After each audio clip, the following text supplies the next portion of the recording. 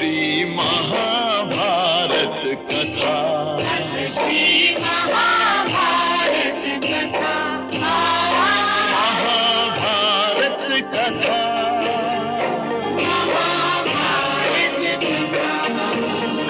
कथा है पुरुषार्थ की, ये स्वार्थ की, परमार्थ की सारथी जिसके बने श्री कृष्ण भारत पाथ की। शब्द दिग्घोषित हुआ जब सत्य सार्थक सर्वथा। शब्द दिग्घोषित हुआ।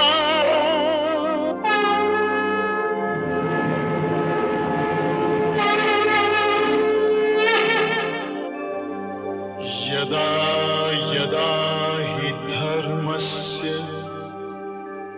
ग्लानिर्भवति भारत, अभ्युत्थानम् अधर्मस्य तदात्मानं सृजाम्यहम्। परित्राणाय साधूनां विनाशाय च दुष्कृतां, धर्म संस्थापनार्थाय संभवामि युगे युगे।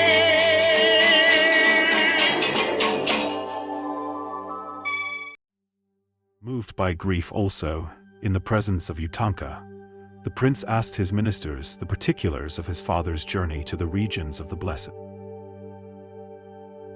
Having studied Puranas with meticulous devotion, and thus being thoroughly acquainted with them, he addressed them with joined hands thus: I have graphically described to you the history of Utanka, which is one of the causes of King Janamajaya's snake sacrifice.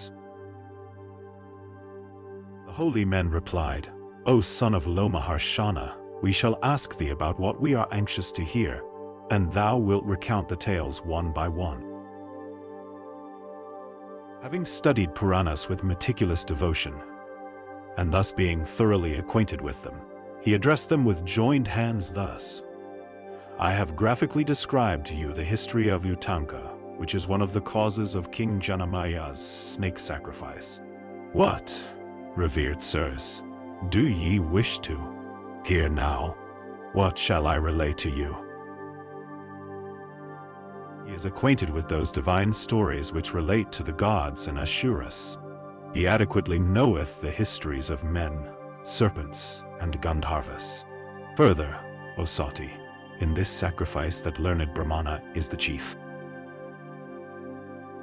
After a while, that excellent Brahmana, Saunaka, having duly finished all his duties, and having propitiated the gods with prayers and the mains with oblations of water, came back to the place of sacrifice, where with Sati seated before was the assembly of saints of rigid vows, sitting at ease. And when Saunaka was seated in the midst of the Ritwiks and Satyas, who were also in their seats, he spake as followeth. Saunaka said, Child, thy father formerly read the whole of the Puranas, O son of Lomaharshana, and the Bharata with Krishna Dwaipayana. Hast thou also made them thy study? Sati answered, By me hath been acquired all that was formerly studied by the high-souled Brahmanas, including Vaisampayana, and repeated by them. By me hath been acquired all that had been studied by my father. O descendant of the Bhrigu race, attend then to so much as relateth to the exalted race of Bhrigu, revered by Indra and all the gods, by the tribes of Rishis and Maruts, winds. Ye. O great Muni, I shall first properly recount the story of this family, as told in the Puranas. The great and blessed Saint Bhrigu, we are informed, was produced by the self-existing Brahma from the fire at the sacrifice of Varuna. And Bhrigu had a son named Kayavana, whom he dearly loved. And to Kayavana was born a virtuous son called Pramati. And Pramati had a son named Ruru by Gratachi, the celestial dancer.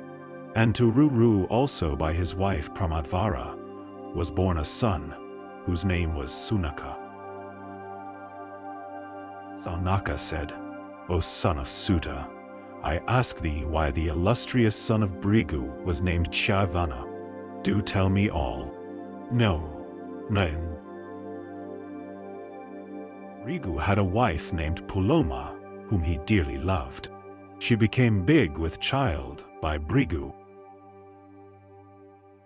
And one day, while the virtuous continent Puloma was in that condition, Bhrigu, great among those that are true to their religion, leaving her at home, went out to perform his ablutions.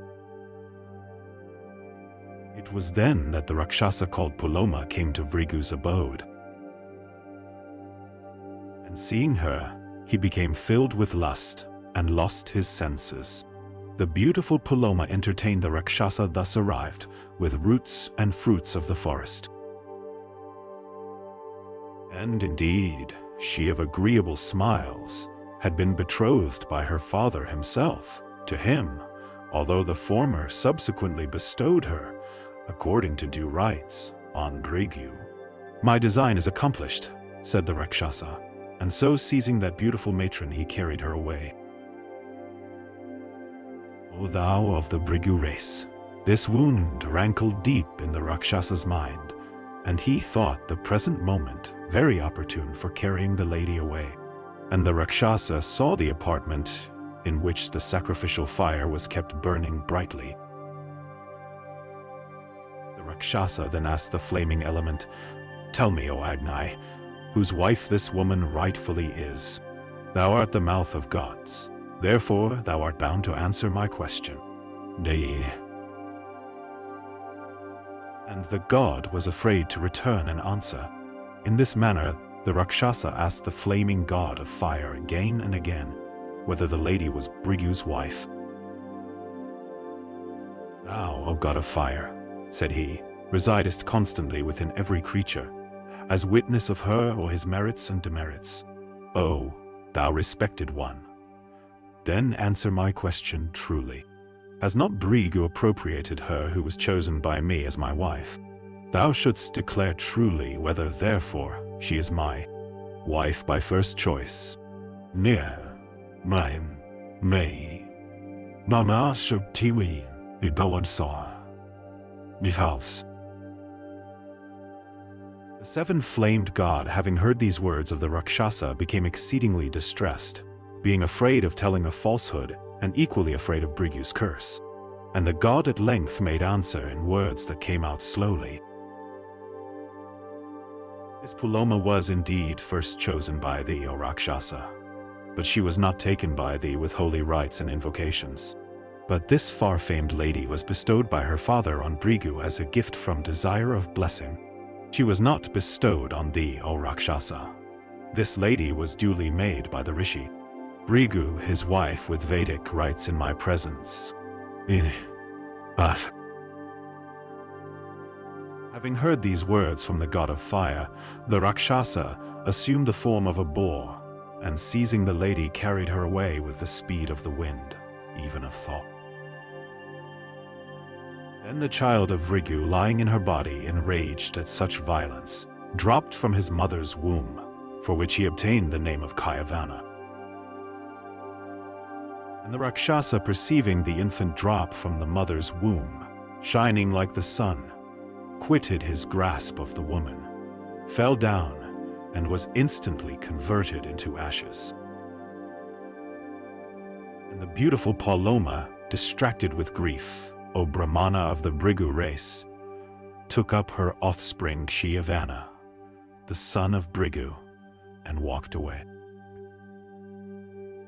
And Brahma, the grandfather of all, himself saw her, the faultless wife of his son, weeping. And the grandfather of all comforted her who was attached to her son. And the drops of tears which rolled down her eyes formed a great river. And that river began to follow the footsteps of the wife of the great ascetic Bhrigu. And Brahma, the grandfather of all, himself saw her, the faultless wife of his son, weeping. And the grandfather of all comforted her, who was attached to her son. And the drops of tears which rolled down her eyes formed a great river, and that river began to follow the footsteps of the wife of the great ascetic Bhrigu. And the rishi in a rage asked her, "By whom wast thou made known to that Rakshasa who resolved to carry thee away? O thou of agreeable smiles, the Rakshasa could not know thee as my wife. Therefore, tell me who it was that told the Rakshasa so, in order that I may curse him through anger."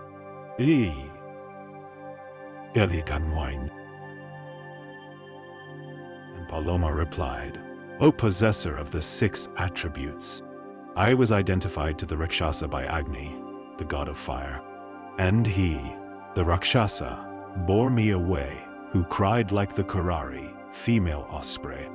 And it was only by the ardent splendor of this thy son that I was rescued, for the Rakshasa, this infant, let me go, and himself falling to the ground was turned into ashes.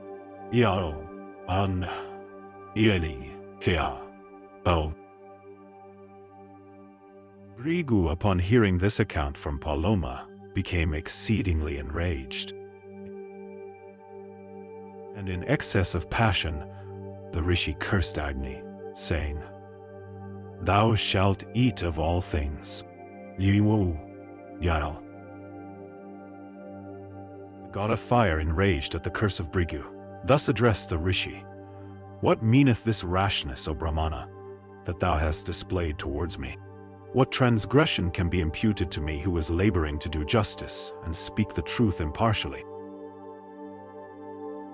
Being asked, I gave the true answer. A witness who, when interrogated about a fact of which he hath knowledge, representeth otherwise than it is, ruineth his ancestors and descendants both to the 7th generation. Having, by ascetic power, multiplied myself, I am present in various forms, in places of the daily homa, at sacrifices extending for years, in places where holy rites are performed, such as marriage, etc., and at other sacrifices. The Devas are the waters, the Pitris are also the waters. The Devas have with the Pitris an equal right to the sacrifices called Darshas and Purnamasas. The Devas, therefore, are the Pitris, and the Pitris, the Devas. At the new moon, the Pitris, and at the full moon the Deva, are fed through my mouth, eating of the clarified butter that is poured on me. Being, as I am, their mouth, how am I to be an eater of all things, clean and unclean? Then Agni, after reflecting for a while, withdrew himself from all places, from places of the daily homa of the Brahmanas, from all long-extending sacrifices, from places of holy rites, and from other ceremonies. Without their omas and vashats, and deprived of their swatas and swahas, sacrificial mantras during offerings, the whole body of creatures became much distressed at the loss of their sacrificial fire. They represented to him all about the curse on Agni, and the consequent interruption of all ceremonies. And they said, "O thou greatly fortunate! Once Agni hath been cursed by Bhrigu for some reason. Ni." And the creator of the universe, hearing these words of theirs, summoned Agni to his presence. And Brahma addressed Agni, the creator of all and eternal as himself, in these gentle words. Indeed, being the mouth of the gods, and also the first who eateth of what is offered in sacrifices, the eater also of the sacrificial butter, how will Agni be reduced to the condition of one who eateth of all things promiscuously? Thou art the creator of the worlds, and thou art their destroyer. Thou preserves the 3 worlds, and thou art the promoter of all sacrifices and ceremonies. Therefore behave thyself so that ceremonies be not interrupted. O thou of flames, the flame that is in thy viler parts shall alone eat of all things alike. And the creator of the universe, hearing these words of theirs, summoned Agni to his presence. And Brahma addressed Agni, the creator of all and eternal as himself, in these gentle words: Thou art the creator of the worlds, and thou art their destroyer. The body of thine which eateth of flesh, being in the stomach of all carnivorous animals, shall also eat of all things promiscuously. And as everything touched by the sun's rays becometh pure, so shall everything be pure that shall be burnt by thy flames. And the rishis began to perform as before their ceremonies and sacrifices. And the gods in heaven and all creatures of the world rejoiced exceedingly. And Agni too rejoiced in that he was free from the prospect of sin. And such is the ancient history connected with the destruction of the Rakshasa, Paloma, and the birth of Kayavana.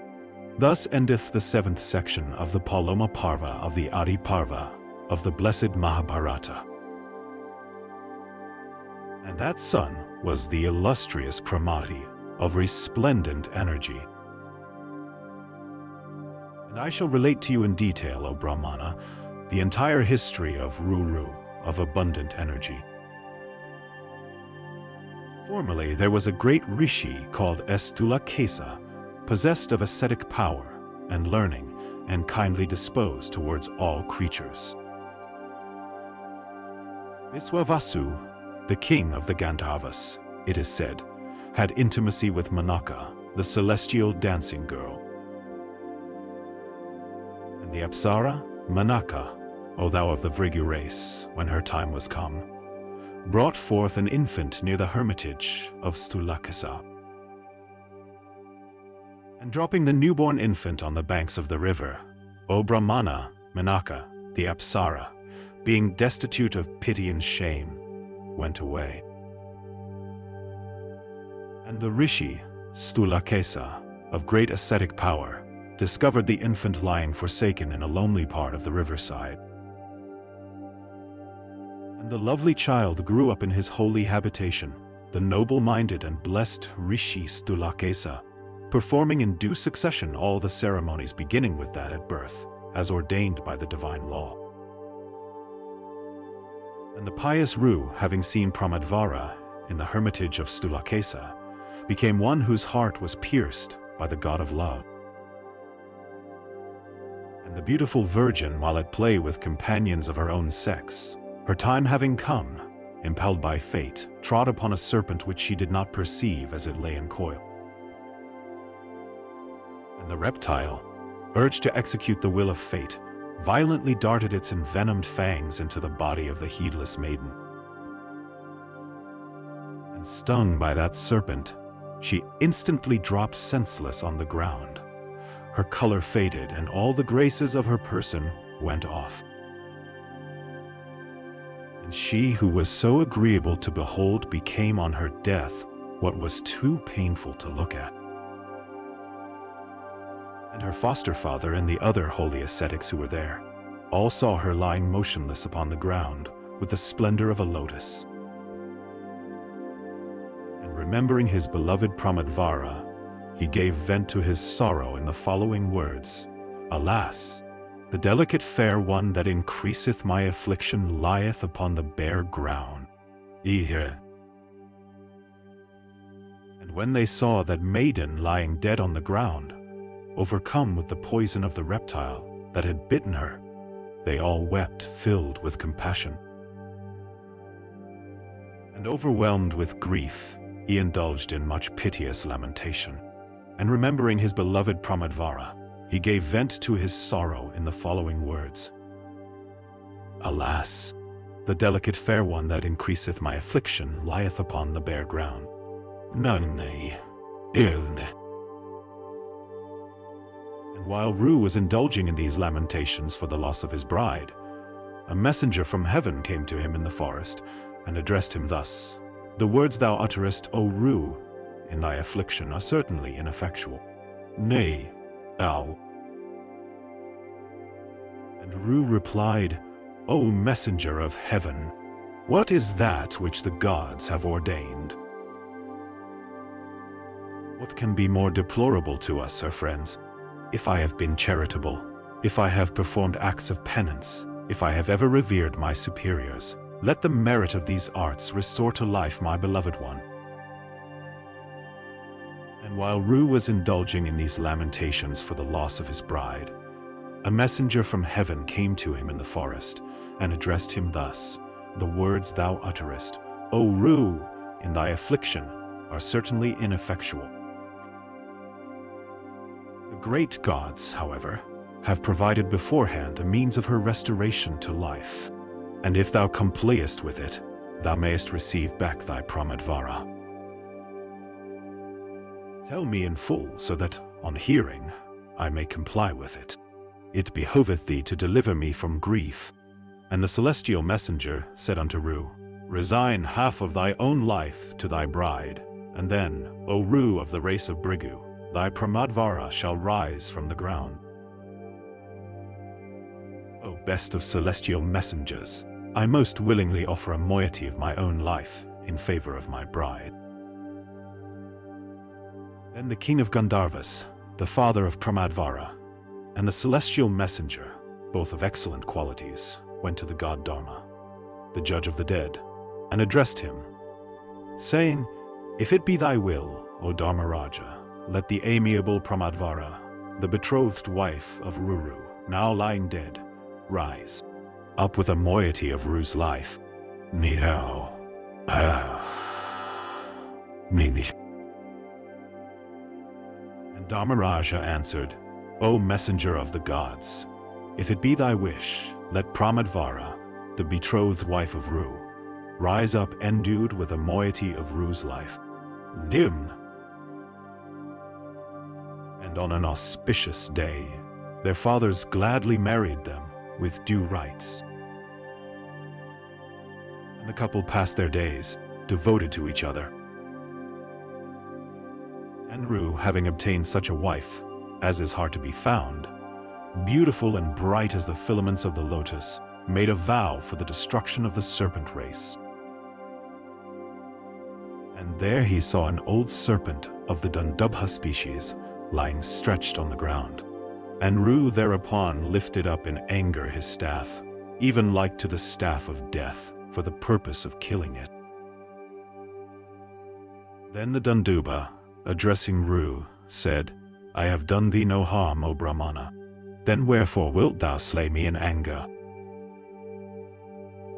And Ruru, on hearing those words, replied, "My wife, dear to me as life, was bit by a snake. Upon which I took, O snake, a dreadful vow, viz., that I would kill every snake that I might come across. Now, it out on me. Therefore shall I smite thee, and thou shalt be deprived of life." And the Dandubha replied, "O Brahmana, the snakes that bite men are quite different in type. It behoveth thee not to slay Dandubhas, who are serpents only in name, subject like other serpents to the same calamities, but not sharing their good fortune, in woe the same, but in joy different. The Dandubhas should not be slain by thee under any misconception." And Ruru, the possessor of the 6 attributes, comforting the snake, addressed it, saying, "Tell me fully, O snake, who art thou thus metamorphosed?" And the Dandubha replied, "O Ruru, I was formerly a rishi by name Sahasrapat. And it is by the curse of a Brahmana that I have been transformed into a snake." And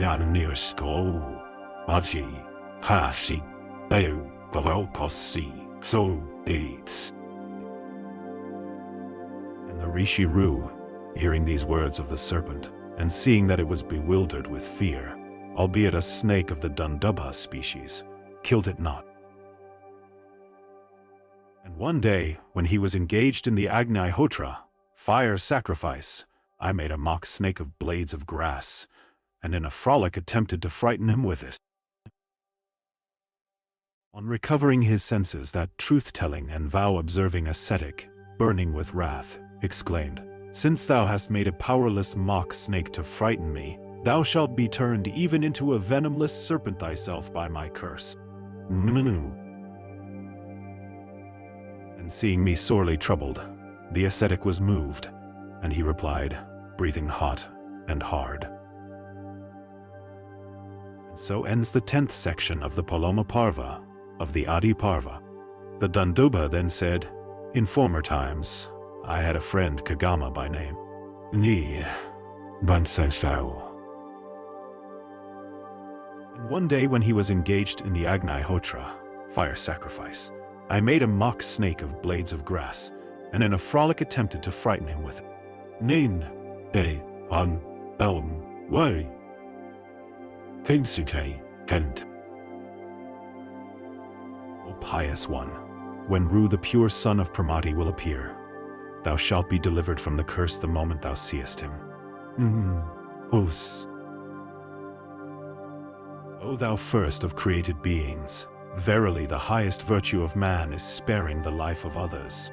Therefore, a Brahmana should never take the life of any creature.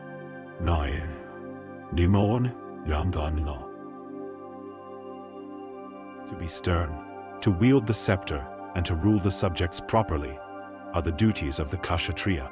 Listen, O Ruru, to the account of the destruction of snakes at the sacrifice of Janamejaya in days of yore, and the deliverance of the terrified reptiles by that best of Dwyas, Astika, profound in Vedic lore and might in spiritual energy.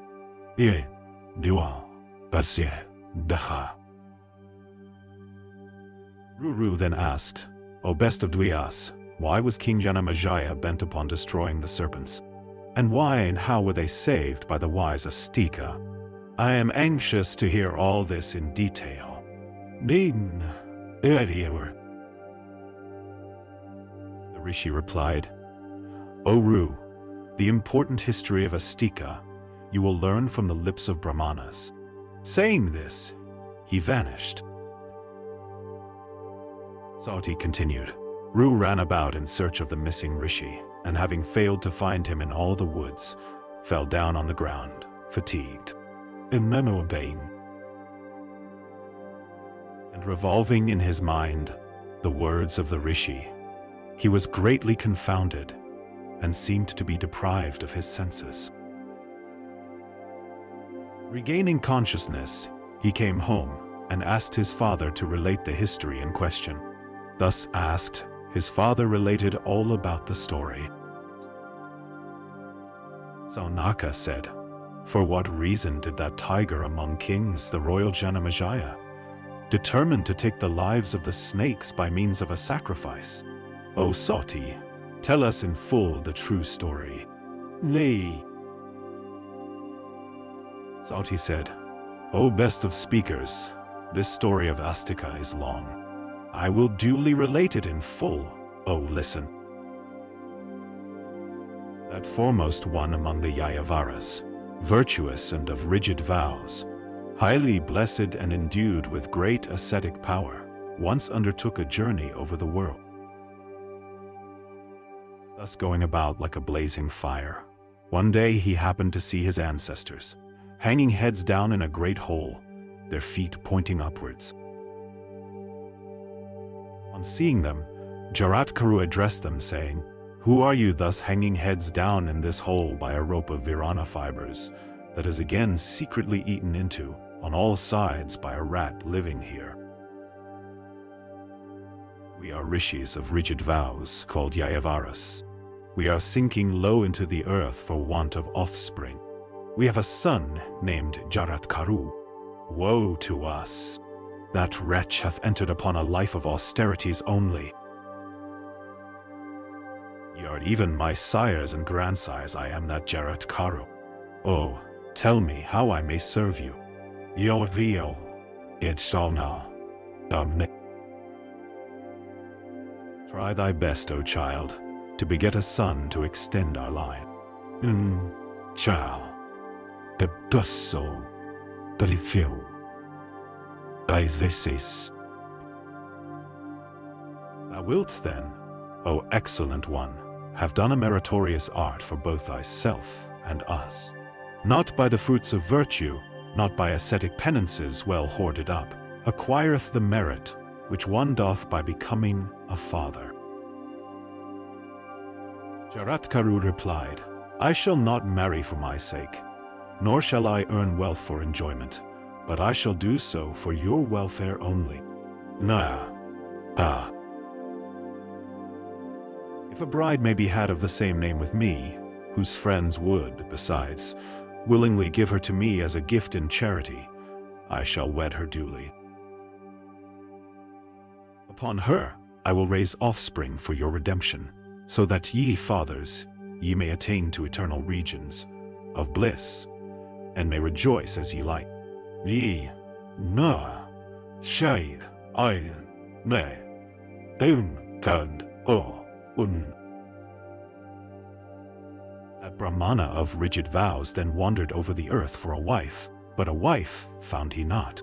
One day he went into the forest, and recollecting the words of his ancestors, he thrice prayed in a faint voice for a bride. Thereupon Vasuki rose and offered his sister for the rishi's acceptance. The high-souled Jaratkaru thought within himself, I will take none for wife who is not of the same name with myself. Then that rishi of great wisdom and austere penances asked him, saying, Tell me truly what is the name of this thy sister, O snake? Vasuki replied, O Jaratkaru, this, my younger sister, is called Jaratkaru. Vasuki rose and offered his sister for the rishi's acceptance. But the Brahmana hesitated to accept her, thinking her not to be of the same name with himself. Saying this, he offered his beautiful sister to Jaratkaru, who then espoused her with ordained rites. The rishi wedded her according to the rites ordained in the scriptures, and from them was born a high-souled son called Astika. An illustrious ascetic, versed in the Vedas and their branches, he regarded all with an even eye and removed the fears of both his parents. After that sacrifice had commenced for the destruction of the snakes, Astika delivered the Nagas, viz., his brothers and maternal uncles and other snakes, from a fiery death. The rishi wedded her according to the rites ordained in the scriptures, and from them was born a high-souled son called Astika. An illustrious ascetic, versed in the Vedas and their branches, he regarded all with an even eye and removed the fears of both his parents. By sacrifices, at which various kinds of offerings were made, he propitiated the gods. Thus Jaratkaru of rigid vows discharged the heavy debt he owed to his sires, who being thus relieved from bondage ascended to heaven. Sanaka said, O Sati, relate once more in detail this history of the learned and virtuous Astika. Our curiosity for hearing it is great. Nis, Jingdao, Ganam Kon. Yamdemot Se. O Brahmana, in the Golden Age, Prajapati had 2 daughters. O sinless one, the sisters were endowed with wonderful beauty.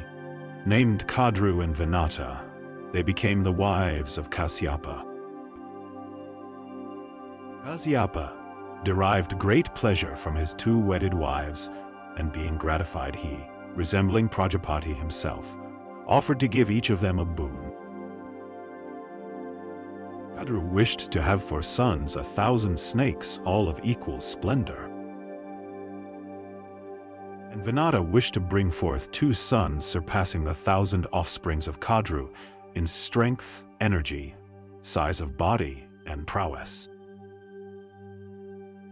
Bear the embryos carefully, said Kasyapa, and then he went into the forest, leaving his 2 wives pleased with his blessings. Neil Br. Their maidservants deposited the eggs separately in warm vessels. 500 years passed away, and the 1,000 eggs produced by Kadru burst, and out came the progeny. Vinata was jealous, and therefore she broke one of the eggs and found in it an embryo with the upper part developed, but the lower one undeveloped. At this, the child in the egg became angry and cursed his mother, saying, Since thou hast prematurely broken this egg, thou shalt serve as a slave. Thus cursing his mother, the child rose to the sky. Then at the expiration of the 500 years, bursting open the other egg, out came Garuda, the serpent eater. O tiger of Bhrigu's race, immediately on seeing the light, that son of Vinata left his mother. And the Lord of Birds, feeling hungry, took wing in quest of the food assigned to him by the great ordainer of all. So he said, O ascetic, about this time the two sisters saw approaching near that steed of complacent appearance named Adhyay, who was worshipped by the gods, that gem of steeds, who arose at the churning of the ocean for nectar. Sanatan asked, why did the gods churn the ocean for nectar, and under what circumstances, and when, as you say, did that best of steeds so powerful and resplendent spring? So he said, there is a mountain named Meru, of blazing appearance, and looking like a heap of effulgence. The rays of the sun falling on its peaks of golden luster are dispersed by them. Decked with gold and exceedingly beautiful, that mountain is the haunt of the gods and the Gandharvas. Once the celestials sat on its begemmed peak, in conclave. They who had practiced penances and observed excellent vows for Amrita now seemed to be eager seekers after Amrita, celestial ambrosia. Seeing the celestial assembly in anxious mood, Narayana said to Brahman, do thou churn the ocean with the gods and the Asuras. By doing so, Amrita will be obtained as also all drugs and gems. The gods, the Apsaras, and the Kinnaras visit the place. Upwards it rises 11,000 yojanas, and descends downwards as much. The gods wanted to tear it up and use it as a churning rod, but failing to do so same to Vishnu and Brahman, who were sitting together, and said unto them, devise some to them. Efficient scheme, consider, ye gods, how Mandara may be dislodged for our good. The powerful Ananta, directed thereto both by Brahman and Narayana, O Brahmana, tore up the mountain with the woods thereon, and with the denizens of those woods.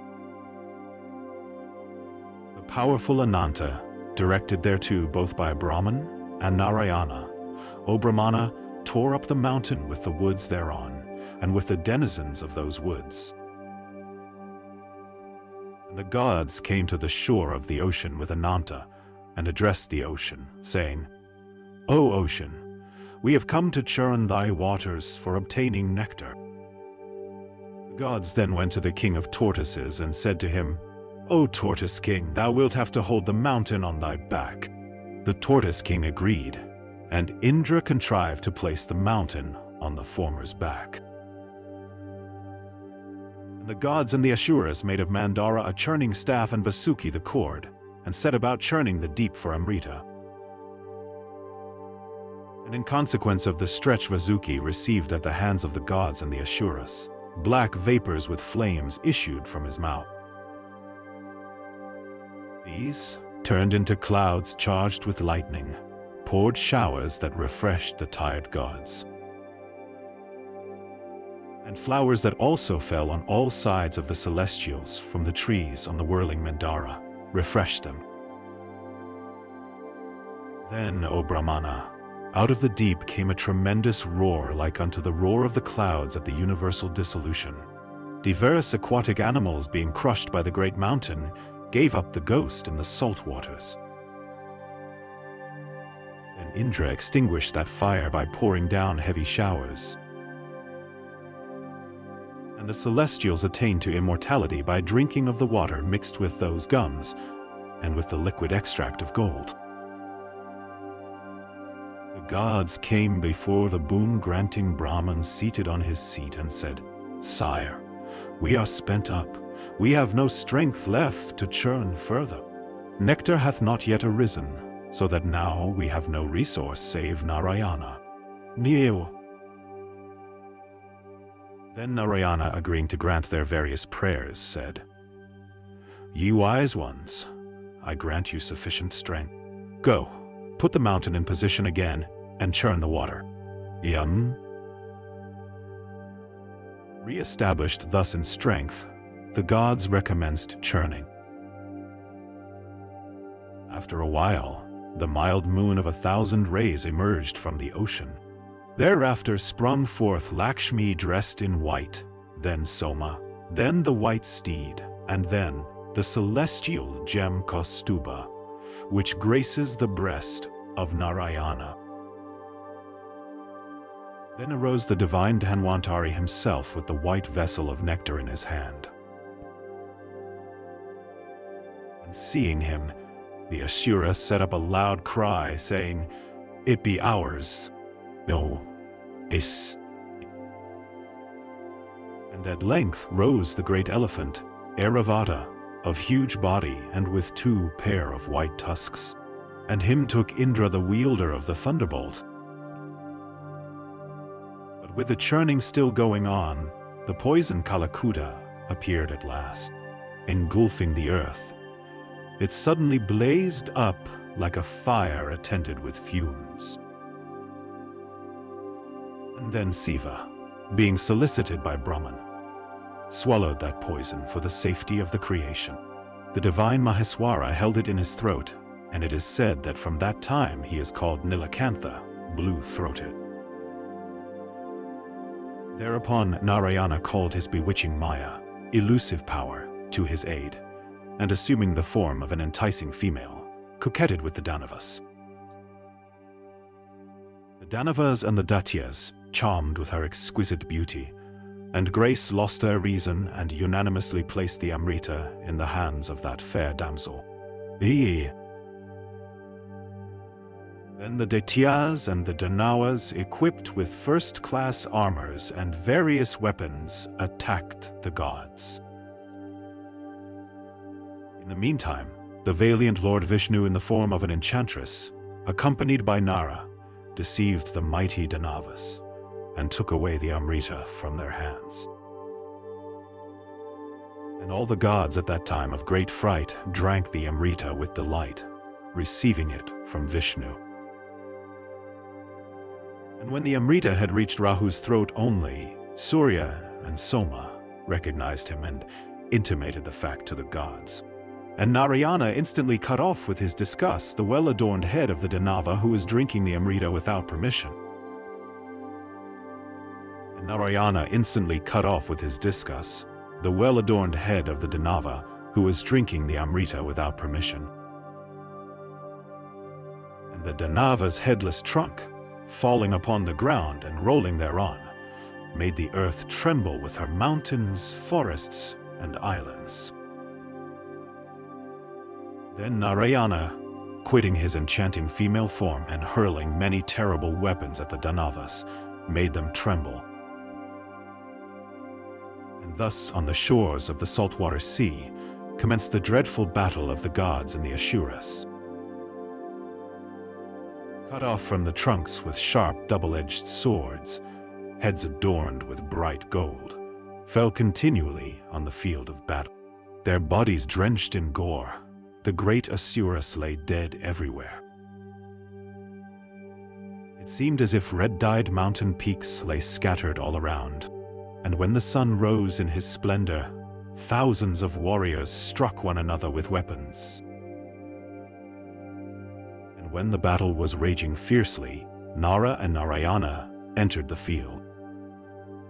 And lo, the discus, Sudarsana, destroyer of enemies, like to Agni in effulgence and dreadful in battle, came from the sky as soon as thought of. And when it came, Narayana of fierce energy, possessing arms like the trunk of an elephant, hurled with great force that weapon of extraordinary luster, effulgent as blazing fire, dreadful and capable of destroying hostile towns. And when it came, Narayana of fierce energy, possessing arms like the trunk of an elephant, hurled with great force that weapon of extraordinary luster, effulgent as blazing fire, dreadful and capable of destroying hostile towns. and that discus blazing like the fire that consumeth all things at the end of Yuga, hurled with force from the hands of Narayana, and falling constantly everywhere, destroyed the Datyas and the Danavas by thousands.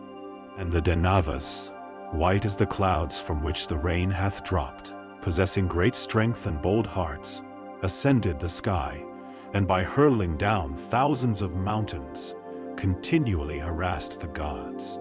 And when thousands of warriors shouted without intermission in the field of battle and mountains, with the woods thereon began to fall around, the earth with her forests trembled.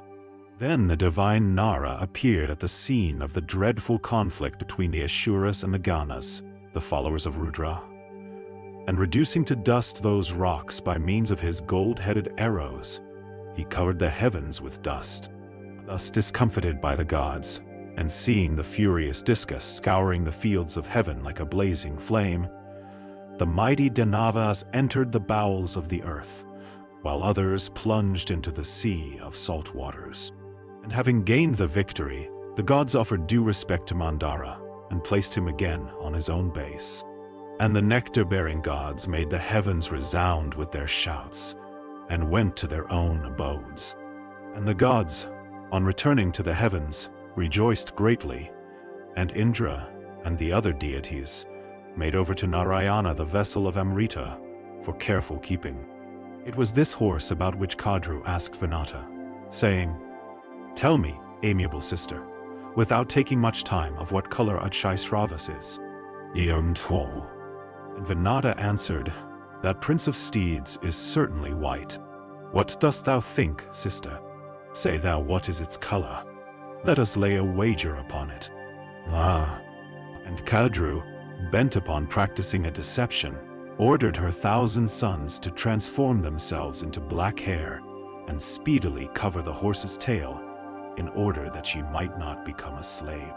But her sons, the snakes, refusing to do her bidding, she cursed them, saying, "During the snake sacrifice of the wise king Janamejaya of the Pandava race, Agni shall consume you all." And the grandsire, Brahman, himself heard this exceedingly cruel curse pronounced by Kadru, impelled by the fates. And seeing that the snakes had multiplied exceedingly, the grandsire, moved by kind consideration for his creatures, sanctioned with all the gods this curse of Kadru. And Brahman, calling Kasyapa to him, spake unto him these words: "O thou pure one who overcomest all enemies, these snakes begotten by you, who are of virulent poison and huge bodies, and ever intent on biting other creatures, have been cursed by their mother. O son, do not grieve for it in the cause. Least, need. The destruction of the snakes in the sacrifice hath indeed been ordained long ago." Saying this, the divine creator of the universe comforted Kasyapa, and imparted to that illustrious one the knowledge of neutralizing poison.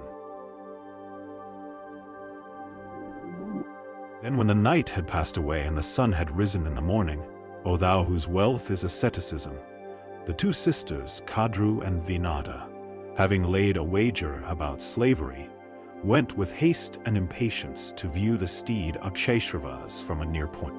On their way they saw the ocean, that receptacle of waters, vast and deep, rolling and tremendously roaring, full of fishes large enough to swallow the whale, and abounding with huge makaras and creatures of various forms by thousands, and rendered inaccessible by the presence of other terrible, monster-shaped, dark and fierce aquatic animals, abounding with tortoises and crocodiles, the mine of all kinds of gems, the home of Varuna, the water god, the excellent and beautiful residence of the Nagas, the lord of all rivers, the abode of the subterranean fire, the friend, or asylum, of Thisa.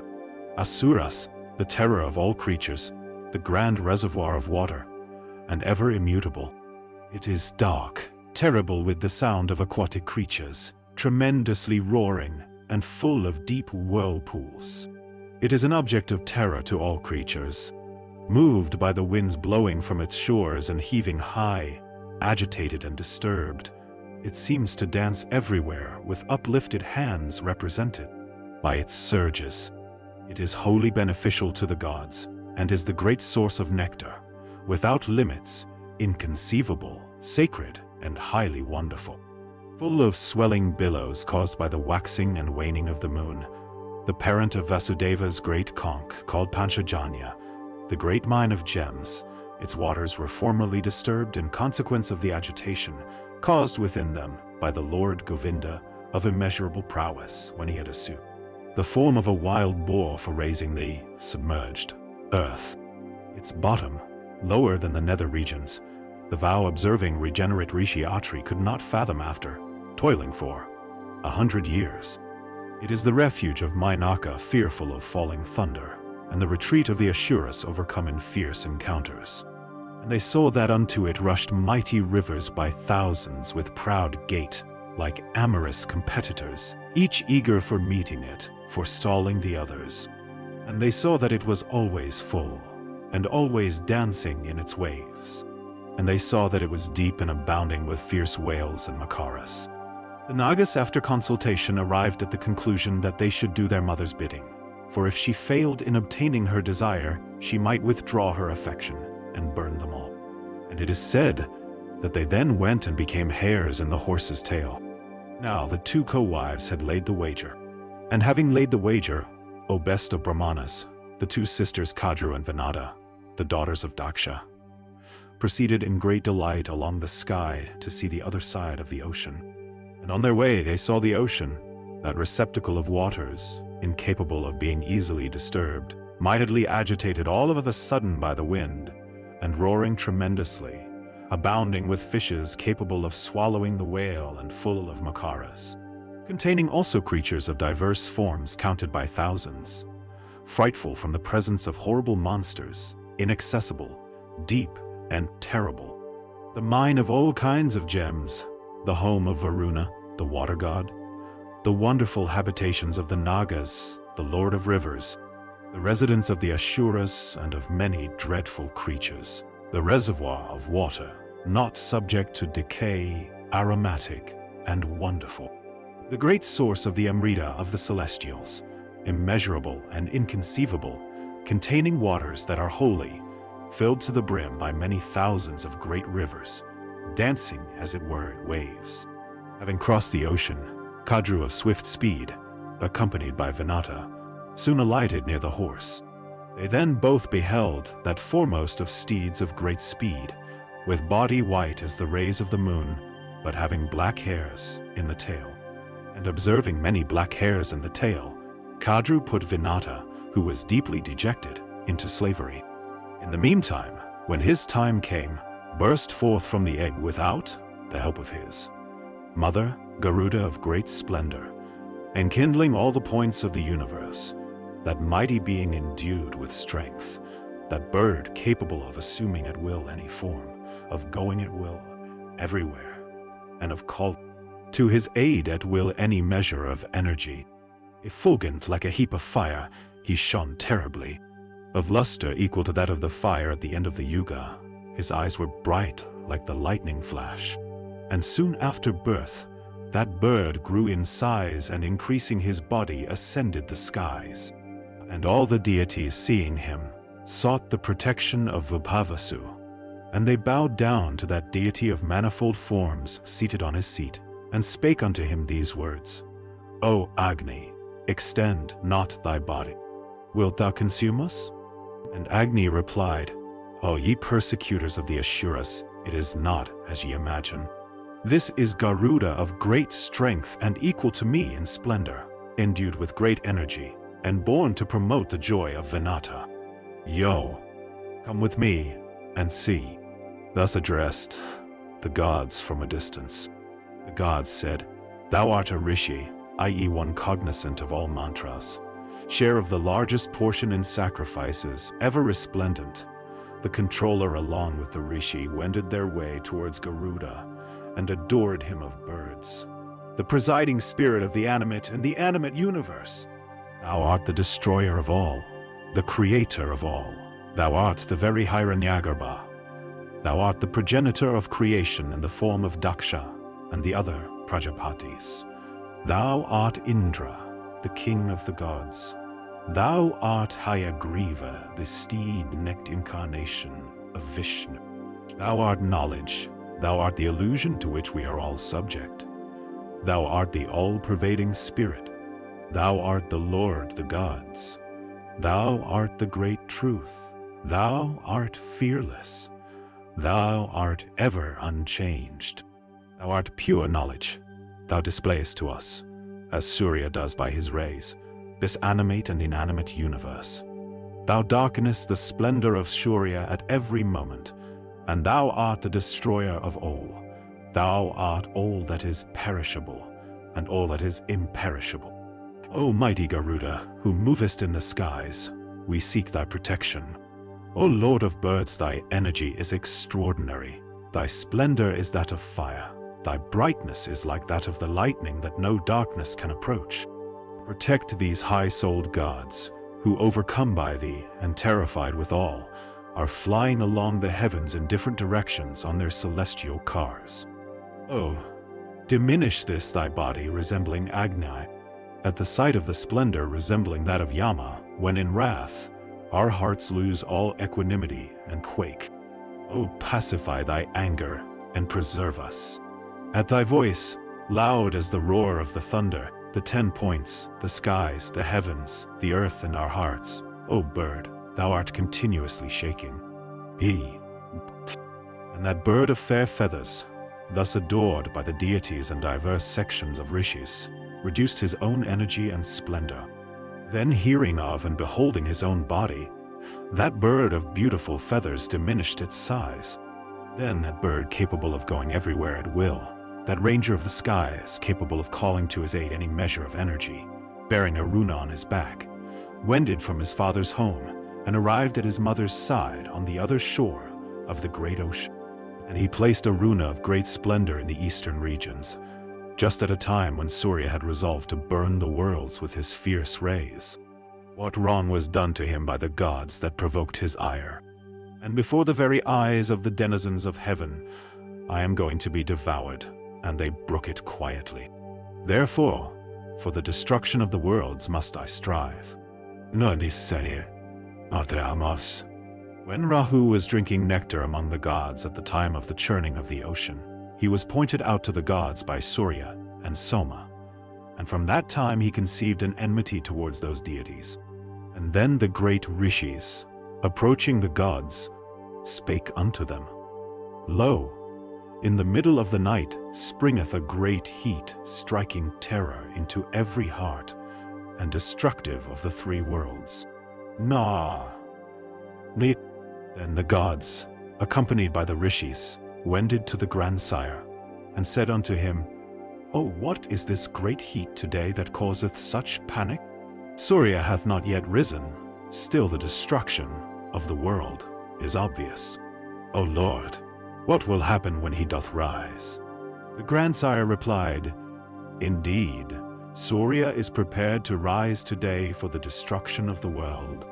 As soon as he will appear, he will burn everything into a heap of ashes. By me, however, hath the remedy been provided beforehand. The intelligent son of Kasyapa is known to all by the name of Aruna. He is huge of body and of great splendor.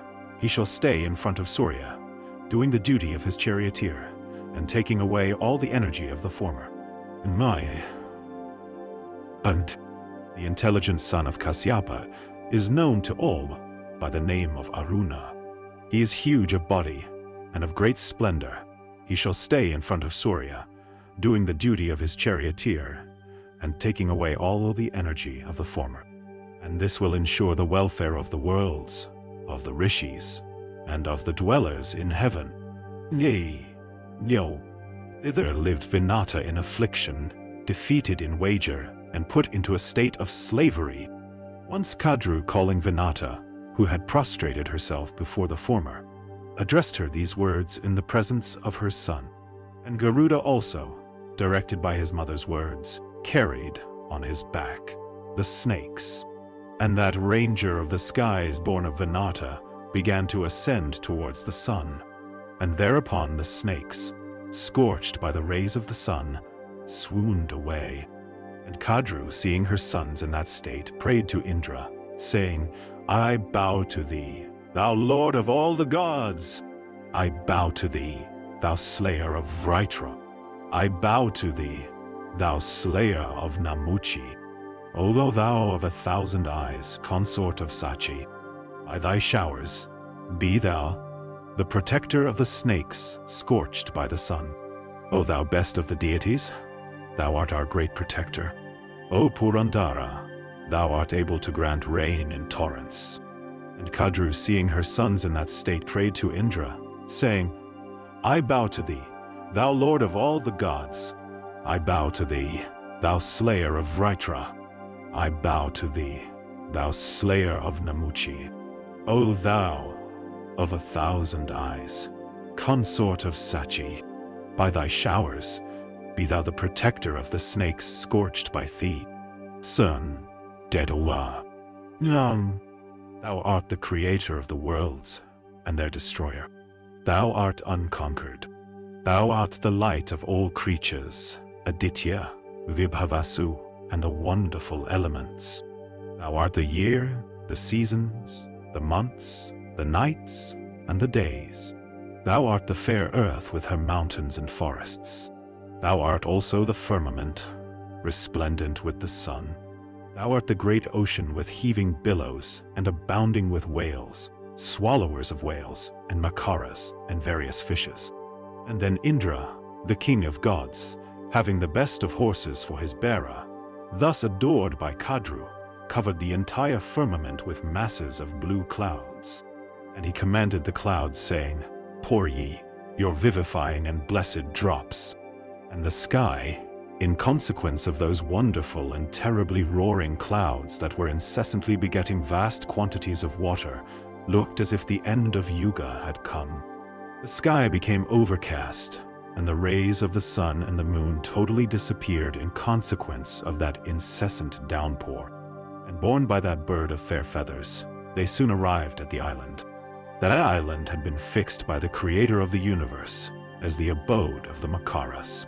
And there were clusters of trees all around laden with various fruits and flowers. And then the Nagas, drenched by that shower, became exceedingly glad. And borne by that bird of fair feathers, they soon arrived at the island. And there they saw the terrible Lavana Samudra, ocean of salt. On arriving there with Garuda, they saw there a beautiful forest washed by the waters of the sea, and resounding with the music of winged choirs. And there were also fair mansions all around, and many tanks full of lotuses. And it was also adorned with many lakes of pure water. And that forest was charming and dear to the Gandharvas, and always gave them pleasure. And it was full of bees, maddened with the honey they sucked. And the snakes, after arriving at that forest, began to enjoy themselves. And they commanded the Lord of Birds, viz., Garuda, of great energy, saying, Convey us to some other fair island with pure water. Thou ranger of the skies, thou must have seen many fair regions while coursing through the air. Garuda, after reflecting for a few moments, asked his mother Vinata, saying, Why, mother, have I to do the bidding of the snakes? Vinata said, O thou best of birds, I have become, from misfortune, the slave of my co-wife. The snakes, by an act of deception, caused me to lose my bet, and have made me so. Nay. When his mother had told him the reason, that ranger of the skies, dejected with grief, addressed the snakes, saying, Tell me, ye snakes, by bringing what thing, gaining a knowledge of what thing, or doing what act of prowess, we may be freed from this state of bondage to you. Yeah, Kinal. Thou. The snakes, hearing him, said, Bring thou Amrita by force.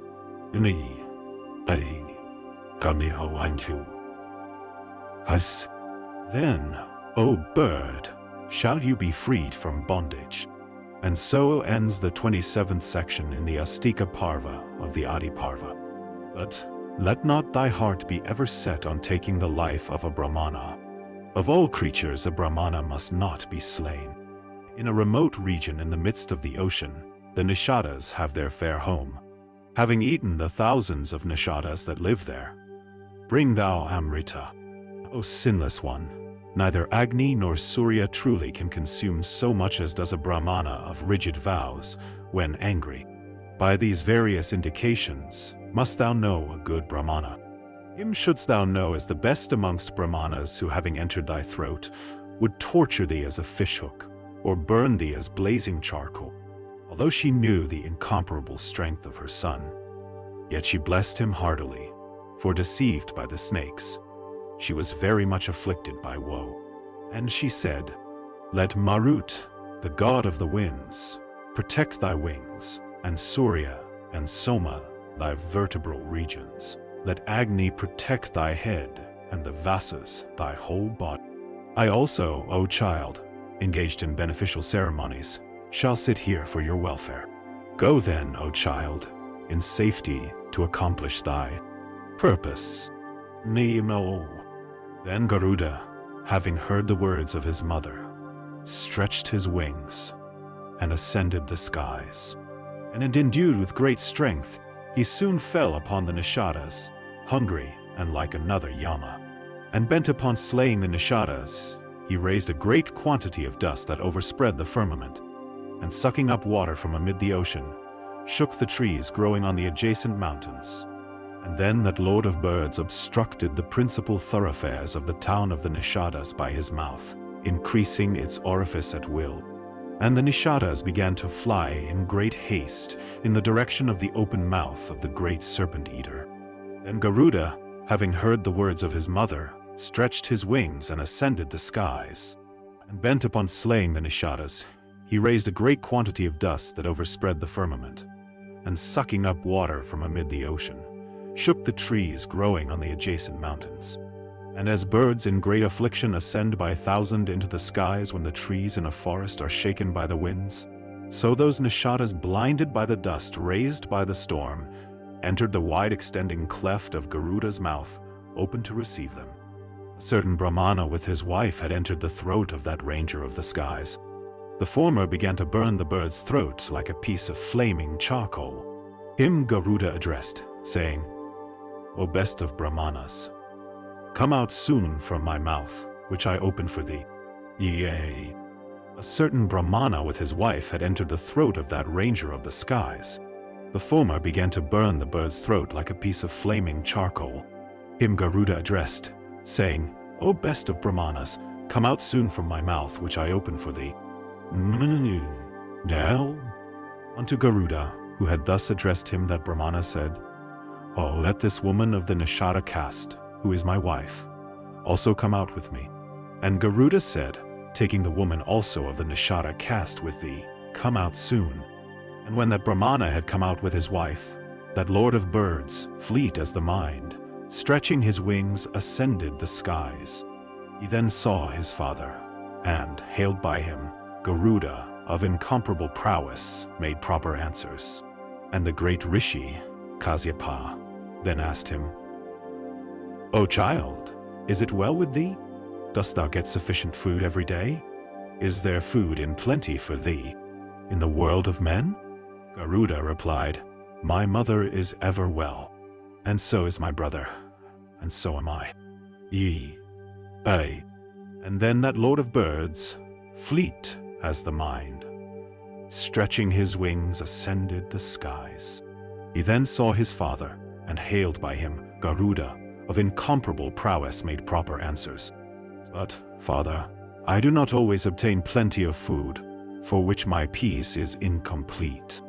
I am sent by the snakes to fetch the excellent Amrita. This lake thou seest is sacred. It hath been heard of even in the heavens. There is an elephant with face downwards, who continually draggeth a tortoise, his elder brother. There was of old a great Rishi of the name of Vibhavasu. He was exceedingly wrathful. He had a younger brother of the name of Supratika. The latter was averse to keeping his wealth jointly with his brothers, and Supratika would always speak of partition. After some time, his brother Vibhavasu told Supratika, It is from great foolishness that persons blinded by love of wealth always desire to make a partition of their patrimony. No, Kirsch. But as thou, Supratika, without regarding my advice, impelled by desire of separation, always wishes to make an arrangement about your property. Thou shalt become an elephant. Neftanin. And thus on account of wealth those two fools, Supratika and Vibhavasu, from each other's curse, have become an elephant and a tortoise respectively. Owing to their wrath, they have both become inferior animals, and they are engaged in hostilities with each other, proud of their excessive strength and the weight of their bodies. And in this lake, those two beings of huge bodies are engaged in acts, according to their former hostility. And seeing him, the elephant, curling his trunk, rusheth into the water, and endued with great energy, with motion of his tusks and forepart of his trunk and tail and feet, he agitates the water of the lake, abounding with fishes. And the tortoise also of great strength, with upraised head, cometh forward for an encounter. He saw that expanse of clear water with birds of various kinds all around. And remembering the words of his father, that ranger of the skies possessed of great swiftness of motion, seized the elephant and the tortoise, one each claw. And that bird then soared high into the air, and he came upon a sacred place called Alamva, and saw many divine trees. And struck by the wind raised by his wings, those trees began to shake with fear, and those divine trees having golden boughs feared that they would break. And the ranger of the skies, seeing that those trees capable of granting every wish were quaking with fear, went to other trees of incomparable appearance. And there was a large banyan among them, which had grown into gigantic proportions, that spoke unto that lord of bird, coursing towards it with the fleetness of the mind, Sit thou on this large branch of mine, extending 100 yojanas, and eat the elephant and the tortoise. Nia, when that best of birds, of great swiftness and of body resembling a mountain, quickly alighted upon a bough of that banyan tree, the resort of thousands of winged creatures. That bough also full of leaves shook and broke down. At the very touch by Garuda of great might with his feet, the branch of the tree broke as it was caught by Garuda. Casting his eyes around in wonder, he saw Valakilya rishis hanging therefrom with heads downwards, and engaged in ascetic penances, reflecting that if that bough fell down, the rishis would be slain. The mighty one held the elephant and the tortoise still more firmly with his claws, and from fear of slaying the rishis and desire of saving them, held that bough in his beaks and rose on his wings. And shaking the mountains by his wings, Garuda leisurely coursed through the skies. And as he soared with the elephant and the tortoise in his claws, he beheld various regions underneath. Desiring as he did to save the Valakalias, he saw not a spot whereon to sit. At last he went to that foremost of mountains called Gandamadana. There he saw his father Kasyapa engaged in ascetic devotions. Kasyapa also saw his son, that ranger of the skies, of divine form, possessed of great splendor, and energy, and strength, and endued with the speed of the wind or the mind, huge as a mountain peak, a ready smiter like the curse of a Brahmana, inconceivable, indescribable, frightful to all creatures, possessed of great prowess, terrible, of the splendor of Agni himself, and incapable of being overcome by the deities, Danavas, and invincible Rakshasas, capable of splitting mountain summits, and sucking the ocean itself, and destroying the three worlds, fierce, and looking like Yama himself. Kasyapa said, O child, do not commit a rash act, for then thou wouldst have to suffer pain. Kasyapa then propitiated, for the sake of his son, the Valakilyas of exceeding good fortune, and whose sins had been destroyed by ascetic penances. Those ascetics thus addressed by the illustrious Kasyapa abandoned that bough and went to the sacred mountain of Himavat for purposes of ascetic penances. The son of Vinata, with voice obstructed by the bough in his beaks, asked his father Kasyapa, saying, O illustrious one, where shall I throw this arm of the tree? Kasyapa spoke of a mountain without human beings, with caves and dales always covered with snow, and incapable of approach by ordinary creatures even in thought. And the great bird bearing that branch, that elephant, and that tortoise proceeded with great speed towards that mountain. The great arm of the tree with which that bird of huge body flew away could not be girt round with a cord made of 100 cow hides. Garuda, the lord of birds, then flew away for hundreds of thousands of yojanas within the shortest time, and going according to the directions of his father to that mountain, almost in a moment, that ranger of the skies let fall the gigantic bough, and it fell with a great noise, and that prince of mountains shook, struck with the storm raised by Garuda's wings, and that prince of mountains shook, struck with the storm raised by Garuda's wings, and the trees thereon dropped showers of flowers, and the peaks decked with gems and gold adorning that great mountain itself were loosened and held down on all sides, and those trees, bright as gold, falling down upon the ground, and dyed with mountain metals, shone as if they were bathed in the rays of the sun. Then that best of birds, Garuda, perching on the summit of that mountain, ate both the elephant and the tortoise, rose on his wings with great speed from the top of the mountain, and various omens began to appear among the gods foreboding fear. Indra's favorite thunderbolt blazed up in a fright. Meteors with flames and smoke loosened from the welkin, shot down during the day, and the sky, though cloudless, roared tremendously. And even he who was the god of gods shed showers of blood, and the flowery garlands on the necks of the gods faded, and their prowess suffered diminution. And the dust raised by the winds darkened the splendor of the very coronets of the gods. And he of 1,000 sacrifices, Indra, with the other gods, perplexed with fear at the sight of those dark forebodings, spoke unto Vrihaspati thus: Why, O worshipful one, have these natural disturbances suddenly arisen? No foe do I behold who would oppress us in war. Indi, Padioa, Tamsil, how, Abi, Domu, is sub. Vrihaspati answered, O chief of the gods, O thou of 1,000 sacrifices, it is from thy fault and carelessness, and owing also to the ascetic penance of the high-souled great rishis, the Valakilyas, that the son of Kasyapa and Vinata, a ranger of the skies endued with great strength and possessing the capacity of assuming at will any form, is approaching to take away the Soma.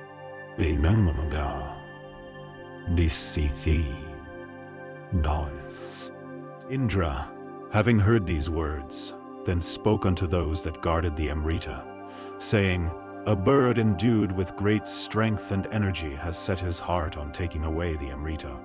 And the gods hearing of it were amazed, and took precautions, and they stood surrounding the Amrita, and Indra also of great prowess, the wielder of the thunder, stood with them.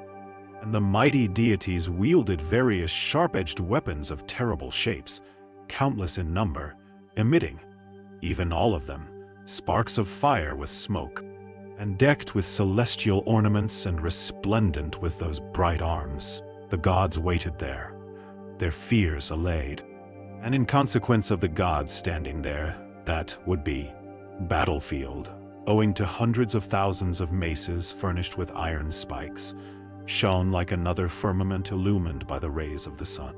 Saunaka said, O son of Suta, what was Indra's fault? What his act of carelessness? How was Garuda born in consequence of the ascetic penances of the Valakilyas? Why also Kasyapa, a Brahmin, had the king of birds for a son? Why, too, was he invincible of all creatures and unslayable of all?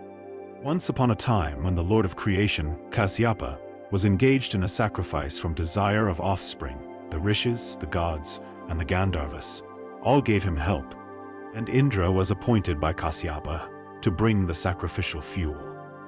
And with him, those ascetics, the Valakilyas, and all the other deities. And the Lord Indra, taking up according to his own strength a weight that was mountain-like, brought it, without any fatigue. And he saw on the way some rishis, of bodies of the measure of the thumb, all together carrying one single stalk of a palasa, butea frondosa, leaf. And those rishis were, from want of food, very lean and almost merged in their own bodies. And those rishis, being thus insulted, were filled with rage and sorrow. And they made preparations for a great sacrifice at which Indra was terrified. Hear, O Saunaka, of the wish for accomplishment of which those vow-observing wise and excellent ascetics poured clarified butter of the sacrificial fire with loudly uttered mantras. And the Lord of the Celestials of 100 sacrifices, having come to know of this, became very much alarmed and sought the protection of the vow-observing Kasyapa. And the Prajapati Kasyapa, hearing everything from Indra, went to the Valakilias and asked them if their sacrifice had been successful. By the word of Brahman, this one, Indra, hath been made the lord of the 3 worlds. Ye ascetics, ye also are striving to create another Indra. Ye excellent ones, it behoveth you not to falsify the word of Brahman. And the Prajapati Kasyapa, hearing everything from Indra, went to the Valakilias and asked them if their sacrifice had been successful. And those truth-speaking rishis replied to him, saying, Let it be as thou sayest. Let not also this purpose, for accomplishing, which ye are striving, be rendered futile. Meanwhile, moved by the desire of offspring, the good daughter of Daksha, the vow-observing, amiable, and fortunate Vinata, her ascetic penances over, having purified herself with a bath in that season when connubial companionship might prove fruitful, approached her lord. And Kasyapa spake unto her, Respected one, the sacrifice commenced by me hath borne fruit. What hath been desired by thee shall come to pass. 2 heroic sons shall be born unto thee, who shall be the lords of the 3 worlds. And the illustrious Kasyapa spake unto her again, Bear thou these auspicious seeds with great care. These 2 will be the lords of all winged creatures. These heroic rangers of the skies will be respected in all the worlds, and capable of assuming any form at will. Nidhisti. And the Prajapati, gratified with all that took place, then addressed Indra 100 sacrifices, saying, Thou shalt have 2 brothers of great energy and prowess, who shall be to thee even as the helpmates. From them no injury shall result unto thee. Nay, Dawa, Devi Kenda, Me, Di, Pandi, Nope. And she gave birth to 2 sons, Aruna and Garuda. Indra, thus addressed, went to heaven, his fears dispelled. And the gods, beholding him of excessive strength, began to quake with fear, and strike one another with all their weapons. And after a terrific encounter lasting only a moment, managed by the Lord of Birds with his talons, beak, and wings, he lay as dead on the fields. And the Ranger of the Skies, making the worlds dark with the dust raised by the hurricane of his wings, overwhelmed the Celestials with it. And the immortals who guarded the Amrita, blinded by that dust, could no longer see Garuda. Even thus did Garuda agitate the region of the heavens. And even thus he mangled the gods with the wounds inflicted by his wings and beak. Then the god of 1,000 eyes commanded Vayu, the god of wind, saying, Dispel thou this shower of dust soon. O Maruta, this is indeed thy task. Then the mighty Vayu soon drove away that dust. And that king of birds, of great energy, that slayer of hostile heroes, then rose on his wings. All the wise ones, the Celestials, with Indra amongst them, armed with double-edged broad swords, iron maces furnished with sharp spikes, pointed lances, maces, bright arrows, and many a discus of the form of the sun, saw him overhead. And the king of birds attacked them on all sides with showers of various weapons, and fought exceedingly hard without wavering for a moment. Overcome by the Lord of Birds, the Satyas with the Gandharvas fled eastwards, the Vasu with the Rudras towards the south, the Adityas towards the west, and the twin Aswins towards the north. And Garuda had encounters with the Yakshas, Aswakranda of great courage, Renuka, the bold Krathanaka, Tapana, Uluka, Swasanaka, Nemasha, Praruja, and Polina. And the son of Vinata mangled them with his wings, talons, and beak, like Saiva himself, that chastiser of enemies and the holder of Pinaka in rage at the end of the Yuga. And those yakshas of great might and courage, mangled all over by that ranger of the skies, looked like masses of black clouds dropping thick showers of blood. And he saw that it was surrounded on all sides by fire, and the terrible flames of that fire covered the entire sky. The illustrious Garuda then assumed 90 times 90 mouths, and quickly drinking the waters of many rivers with those mouths, and returning with great speed, that chastiser of enemies, having wings for his vehicle, extinguished that fire with that water, and extinguishing that fire, he assumed a very small form, desirous of entering into the place where the Soma was. Santi said, and that bird, assuming a golden body, bright as the rays of the sun, entered with great force the region where the Soma was, like a torrent entering the ocean. And he saw, placed near the Soma, a wheel of steel, keen-edged and sharp as the razor, revolving incessantly. Within the line of the wheel, he beheld, stationed there for guarding the Soma, 2 great snakes of the effulgence of blazing fire, with tongues bright as the lightning flash, of great energy, with mouth emitting fire, with blazing eyes, containing a poison, very terrible, always in anger, and of great activity. He then approached the Soma without loss of time. Then the mighty son of Vinata, taking up the Amrita from the place where it was kept, rose on his wings with great speed, breaking into pieces the machine that had surrounded it. And the son of Vinata then met Vishnu on his way along the sky. And Narayana was gratified at that act of self-denial on the part of Garuda, and that deity, knowing no deterioration, said unto the ranger of the skies, "Oh, I am inclined to grant thee a boon." The ranger of the skies thereupon said, "I shall stay above thee." And he again spake unto Narayana these words, "I shall be immortal and free from disease without drinking Amrita." Vishnu then asked the mighty Garuda to become his carrier. Garuda, receiving those 2 boons, told Vishnu, "I also shall grant thee a boon. Therefore, let the possessor of the 6 attributes ask of me." And he made the bird sit on the flagstaff of his car, saying, "Even thus thou shalt stay above me." And the ranger of the skies, of great speed, saying unto Narayana, "Be it so," swiftly wended on his way, mocking the wind with his fleetness. Then Garuda, the lord of birds, struck with thunderbolt, spake laughingly unto Indra engaged in the encounter, in sweet words, saying, "I shall respect the Rishi, Dadichi, of whose bone the Vajra hath been made." And having said this, the king of birds cast a feather of his, and all creatures became exceedingly glad, beholding that excellent feather of Garuda so cast off. And Purandara of 1,000 eyes, witnessing this wonderful incident, thought that bird to be some great being and addressed him thus, "No, Tate." And Indra said, "O best of birds, I desire to know the limit of thy great strength. I also desire eternal friendship with thee."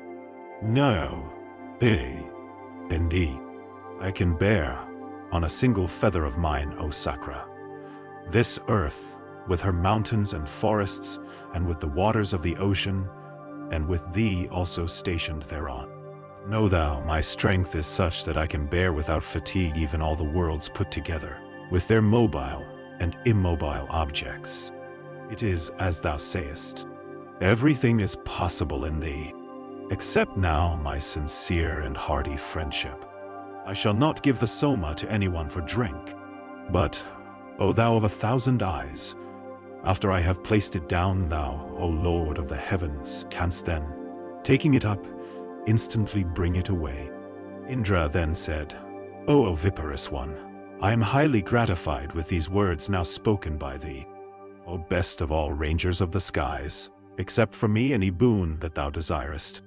Then Garuda, recollecting the sons of Kadru, and remembering also the bondage of his mother caused by an act of deception owing to the well-known reason, viz., the curse of Aruna, said, "Although I have power over all creatures, yet I shall do your bidding, all bidding. Let, O Sakra, the mighty snakes become my food."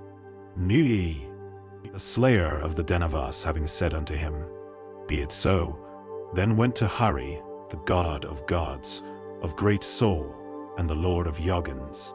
And the latter sanctioned everything that had been said by Garuda. And the illustrious Lord of Heaven again said unto Garuda, "I shall bring away the soma when thou placest it down." Me. And the bird of fair feathers then went to the presence of his mother with great speed. And Garuda in joy then spake unto all the snakes, "Here have I brought the Amrita. Let me place it on some kusa grass. O ye snakes, sitting here, drink of it after ye have performed your ablutions and religious rites. As said by you, let my mother become, from this day, free, for I have accomplished your bidding." The snakes having said unto Garuda, "Be it so," then went to perform their ablutions. Meanwhile, Sakra, taking up the Amrita, wended back to heaven. The snakes having said unto Garuda, "Be it so," then went to perform their ablutions. Meanwhile, Sakra, taking up the Amrita, wended back to heaven. The snakes, after performing their ablutions, their daily devotions, and other sacred rites, returned in joy, desirous of drinking the Amrita. They saw that the bed of kusa grass whereon the Amrita had been placed was empty, the Amrita itself having been taken away by a counteract of deception, and they began to lick with their tongues the kusa grass, as the Amrita had been placed thereon. And the tongues of the snakes by that act became divided in twain. Then the bird of fair feathers, very much delighted, enjoyed himself in those woods accompanied by his mother. Of grand achievements and deeply reverenced by all rangers of the skies, he gratified his mother by devouring the snakes. Sanaka said, "O son of Suta, thou hast told us the reason why the snakes were cursed by their mother, and why Vinata also was cursed by her son. Yun." Saudi said, "O thou whose wealth is asceticism, from fear of being lengthy, I shall not mention the names of all the snakes, but I will recite the names of the chief ones. Listen to me." Sesha was born first, and then Vasuki. Then were born Airavata, Takshaka, Kakotaka, Dhananjaya, Kalakeya, the serpent Mani, Purana, Pinjaraka and Elapatra, Vamana, Nila, Anila, Kamila, Kalasha, Savala, Aryaka, Ugra, Kalasapataka, Suramukha, Datimuka, Vimalapindaka, Apta, Karotaka, Sank, Valizika, Nistanaka, Hemaguha, Nahusha, Pingala, Vayakarna, Hastipada, Mudgarapindaka, Kamvala Aswatara, Kaliyaka, Vrita, Samvartaka, Padma, Mahapadma, Sankamuka, Kushmandaka, Kadma, Mahapadma, Sankamuka, Karavira, Pushpadanshtraka, Vilvaka, Vilvapandara, Mushikada, Sankasiras, Purnapadra, Haridraka, Aparajita, Jyotika, Shrevaha, Kauravya, Dhritarashtra, Zankapinda, Viragyas, Esuvahu, Salipinda. Thus, O best of regenerate ones, have I said the names of the principal serpents. From fear of being tedious, I do not give names of the rest. O thou whose wealth is asceticism, the sons of these snakes, with their grandsons, are innumerable.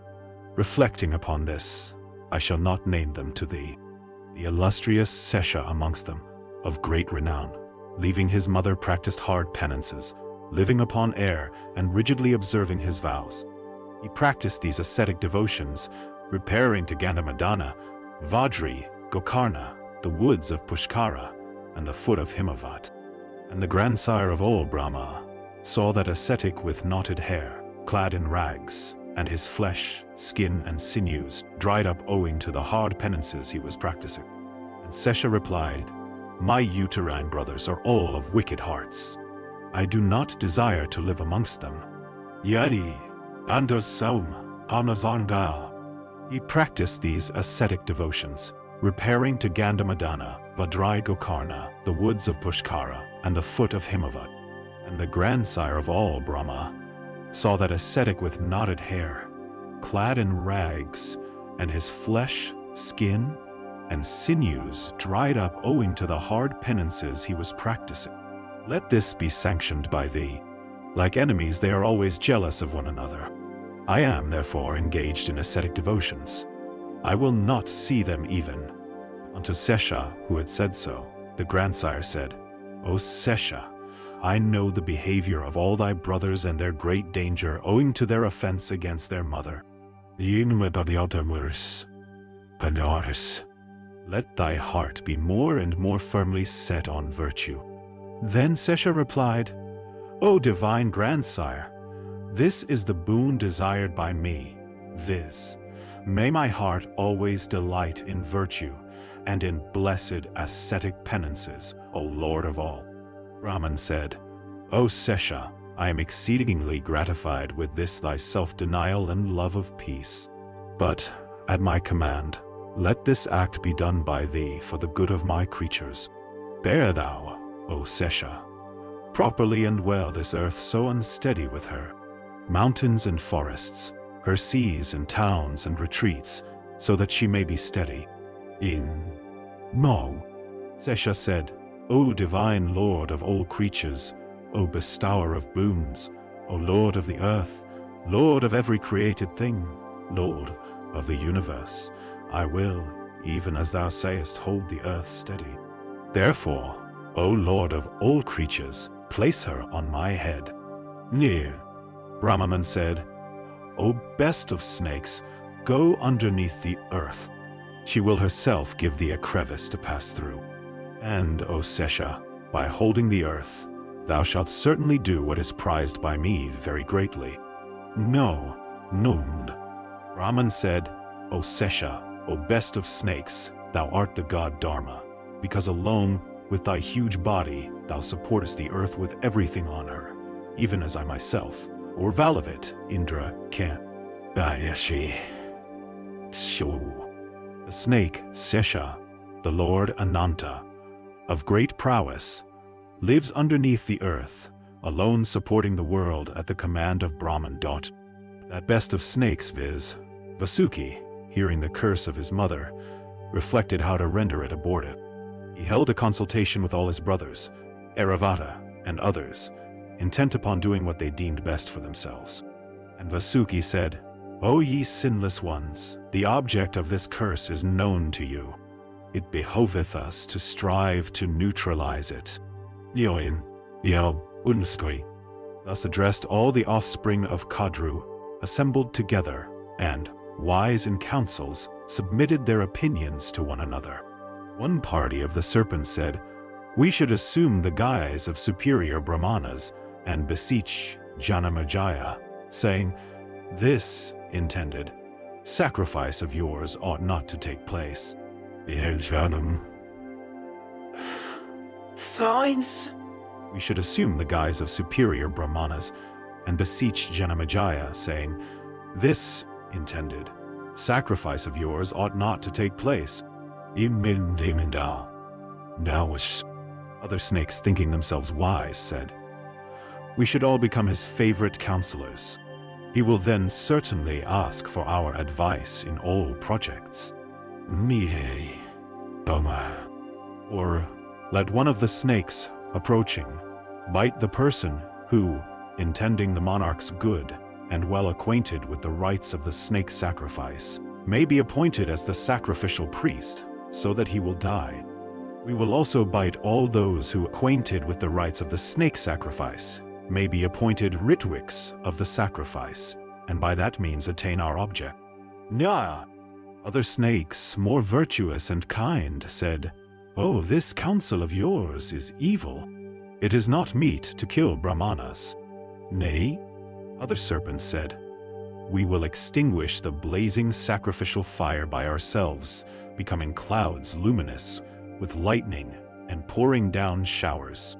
Nightfall.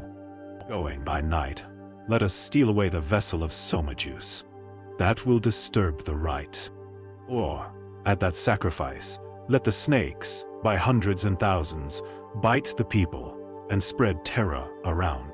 Or, let the serpents defile the pure food with their food defiling urine and dung. Others said, let us become the king's Ritwiks and obstruct his sacrifice by saying at the outset, give us the sacrificial fee. And Vasuki also, after reflecting, answered saying, Ye snakes, this final determination of you doth not seem worthy of adoption. Yes, the advice of you all is not to my liking. What shall I say which would be for your good? I think the grace of the illustrious Kasyapa, our father, can alone do us good. Ye snakes, my heart doth not know which of all your suggestions is to be adopted for the welfare of my race, as also of me. Hearing the respective speeches of all the snakes, and hearing also the words of Vasuki, Elapatra began to address them, saying, that sacrifice is not one that can be prevented. The person, O king, who is afflicted by fate, hath recourse to fate alone. Nothing else can be his refuge. Ye best of snakes, and O Lord, Vasuki, of great splendor. From that place I heard the words the sorrowing gods spake unto the grandsire. The gods said, O grandsire, thou god of gods, who else than the cruel Kadru could thus, after getting such dear children, curse them so, even in thy presence? Brahman replied, the snakes have multiplied. They are cruel, terrible in form, and highly poisonous. From desire of the good of my creatures, I did not prevent Kadru then. There shall be born in the race of the Yayavaras a great rishi known by the name of Jaratkaru, intelligent, with passions under complete control. That Jaratkaru shall have a son of the name of Astika. He shall put a stop to that sacrifice. Brahman replied, the snakes have multiplied. They are cruel, terrible in form, and highly poisonous. From desire of the good of my creatures, I did not prevent Kadru then. The gods said, O thou truth-knowing one, on whom will Jaratkaru, that foremost Muni, gifted with great energy and asceticism, beget that illustrious son? Brahma answered, gifted with great energy, that best Brahmana shall beget a son possessed of great energy on a wife of the same name as his. Vasuki, the king of the snakes, hath a sister of the name of Jaratkaru. The son, of whom I speak, shall be born of her, and he shall liberate the snakes. No. Elapatra continued. The gods then said unto the grandsire, be it so. And the Lord Brahman, having said so unto the gods, went to heaven. O Vasuki, I see before me that sister of thine known by the name of Jaratkaru, for relieving us from fear. Give her as alms unto him, i.e. the rishi, Jaratkaru, of excellent vows, who shall roam a-begging for a bride. And directly the work was over, the king of the snakes presented himself before the grandsire, and the gods and the Asuras, assembling together, churned the abode of Varuna, and he took great delight in rearing her. And directly the work was over, the king of the snakes presented himself before the grandsire. Brahman replied, O ye immortals, I have thought in my mind of what ye have said. Let the king of the snakes do that which hath been communicated to him before by Elapatra. Yea. Then the king of the snakes, Vasuki, afflicted with the curse of his mother, hearing these words of the grandsire, and intending to bestow his sister of the rishi Jaratkaru, commanded all the serpents, a large numbers of whom were ever attentive to their duties, to watch the rishi Jaratkaru. The weal of our race depends upon it. Jara is said to mean waste, and Karu implies huge. This rishi's body had been huge, and he gradually reduced it by severe ascetic penances. Saunaka then said, I have heard all that thou hast before recited. I desire to know how Astika was born. But days went on, yet that wise Muni of rigid vows, deeply engaged in ascetic devotions, did not seek for a wife.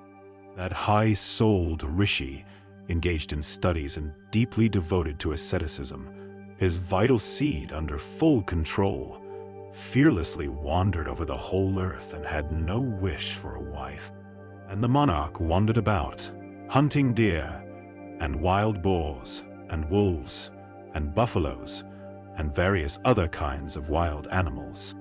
This deer, however wounded as before, fled with speed as the proximate cause of the king's attainment to heaven. And the deer that Parikshit, that king of men, had pierced was lost to his gaze and drew the monarch far away into the forest.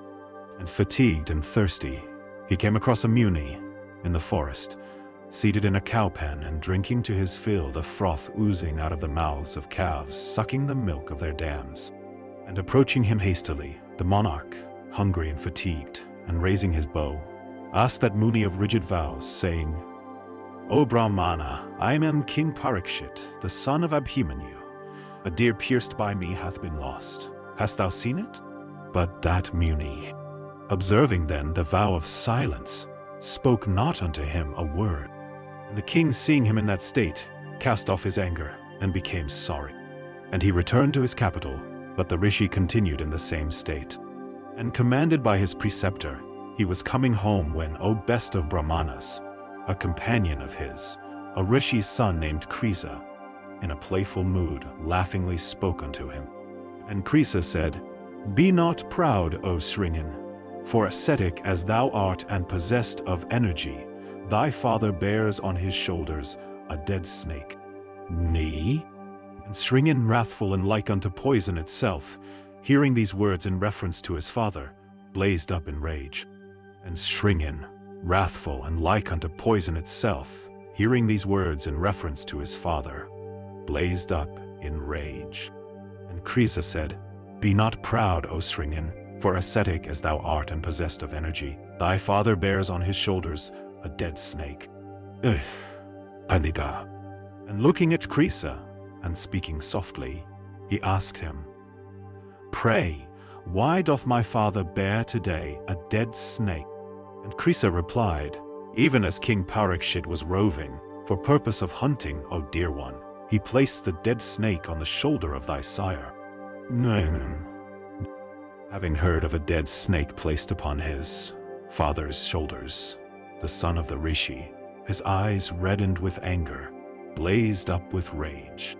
And Krisa answered, King Parikshit, the son of Abhimanyu, while hunting, had wounded a fleet stag with an arrow and chased it alone. King Parikshit, the son of Abhimanyu, while hunting, had wounded a fleet stag with an arrow and chased it alone. The sage, being under the vow of silence, returned no reply, and possessed by anger, the puissant rishi then cursed the king, touching water, and overcome with wrath. And having thus cursed the king, from anger, Sringen went to his father, and saw the sage sitting in the cowpen, bearing the dead snake. And seeing his parent in that plight, he was again inflamed with ire, and he shed tears of grief, and addressed his sire, saying, Father, having been informed of this thy disgrace at the hands of that wicked wretch, King Parikshit, I have from anger even cursed him, and that worst of Kurus hath richly deserved my potent curse. May 7 days hence Takshaka, the lord of snakes, shall take the sinful king to the horrible abode of death. And the father said to the enraged son, Child, I am not pleased with thee. Ascetics should not act thus. We live in the domains of that great king. We are protected by him righteously. In all he does, the reigning king should by the like of us forgiven. That penance-practicing monarch was fatigued and oppressed with hunger. Ignorant of my vow of silence, he did this. A kingless country always suffereth from evils. And Shringen then replied to his father, saying, "Whether this be an act of rashness, O father, or an improper act that I have done, whether thou likest it or dislikest it, the words spoken by me shall never be in vain. O father, I tell thee, curse can never be otherwise. I have never spoken a lie even in jest." Jaratkaru.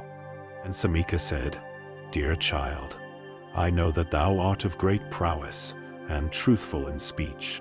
Thou hast never spoken falsehood before, so that thy curse shall never be falsified. A son, even when he attaineth to age, should yet be always counseled by the father, so that crowned with good qualities he may acquire great renown. Wrath surely decreaseth the virtue that ascetics acquire with great pains. Peacefulness ever giveth success to forgiving ascetics. And that great ascetic observer of vows, moved by kindness, sent with proper instructions a disciple of his to King Parikshit. And he entered the king's palace, having first sent notice of his arrival through the servant in attendance at the gate.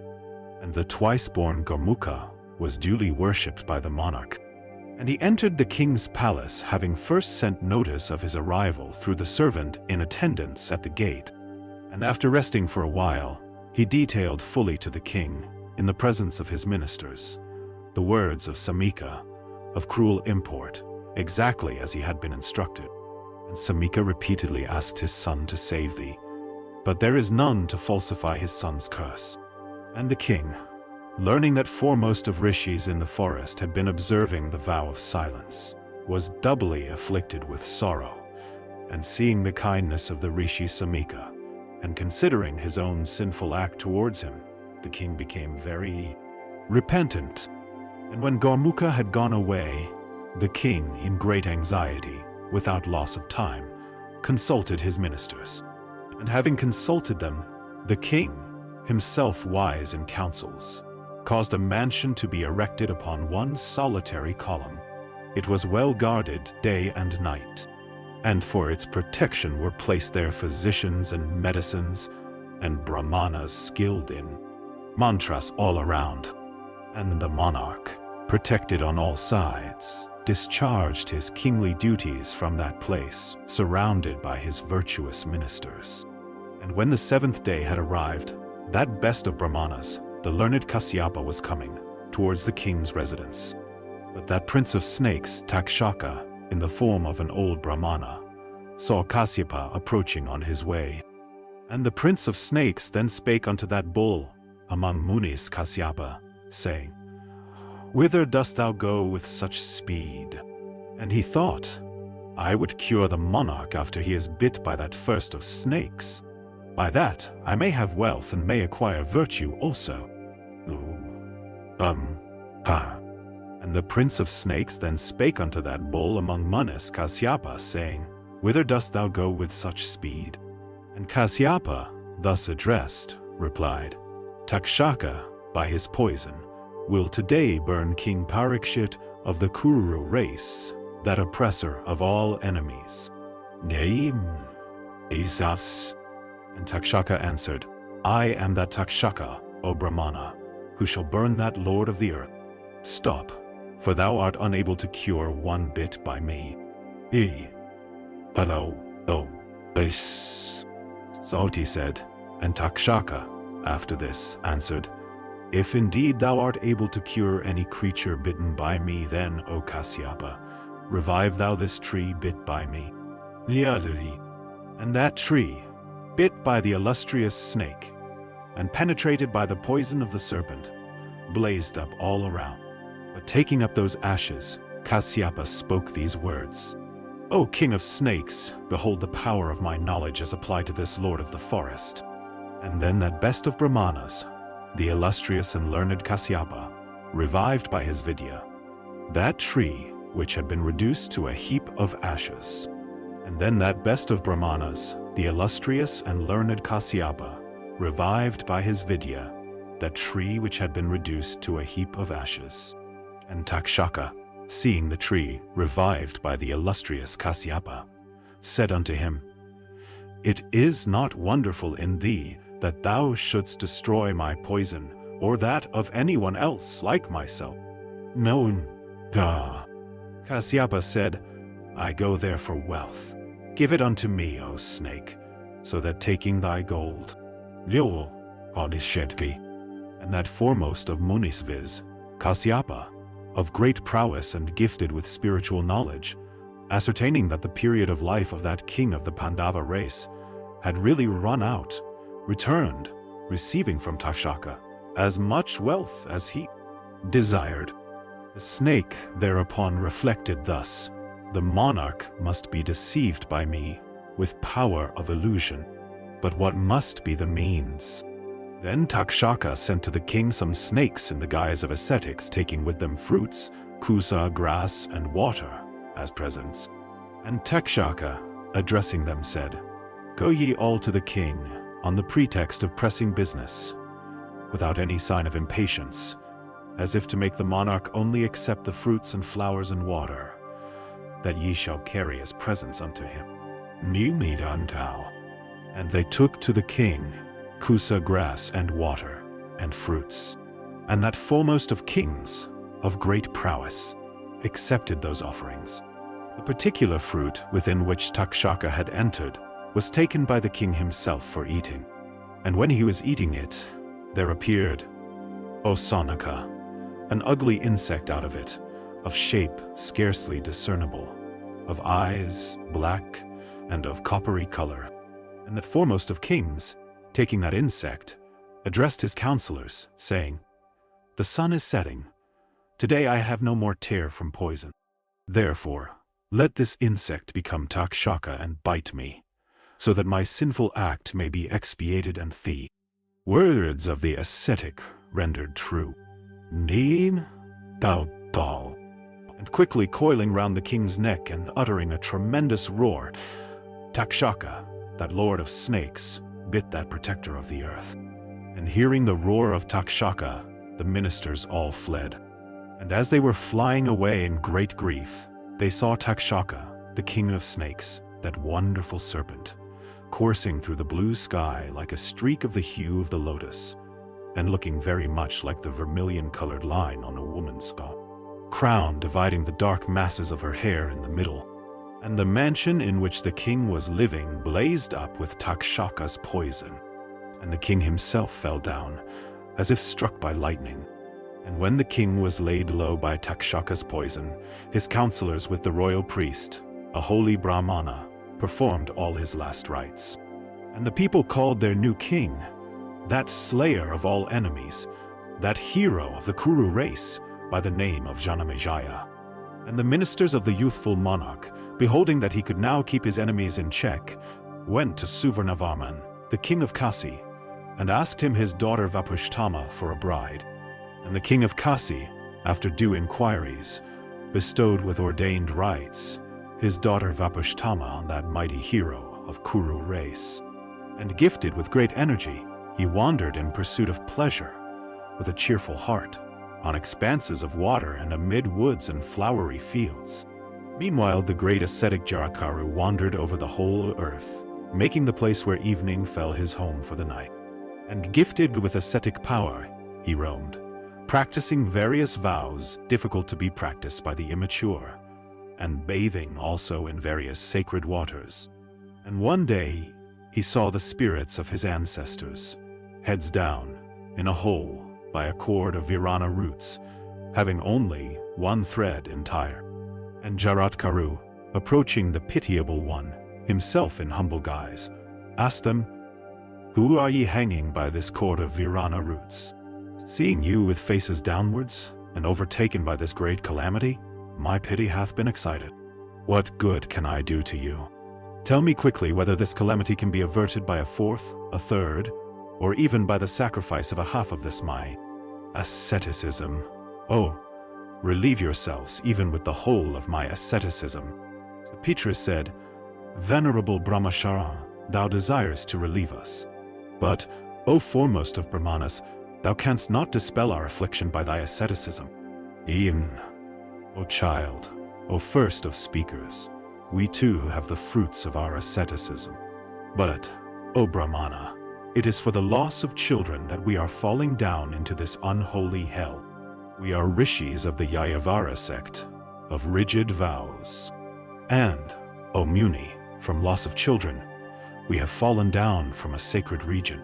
The unfortunate one has gone through the Vedas and their branches, and is practicing asceticism alone. He being one with soul under complete control, desires set high, observant of vows, deeply engaged in ascetic penances, and free from greed for the merits or asceticism.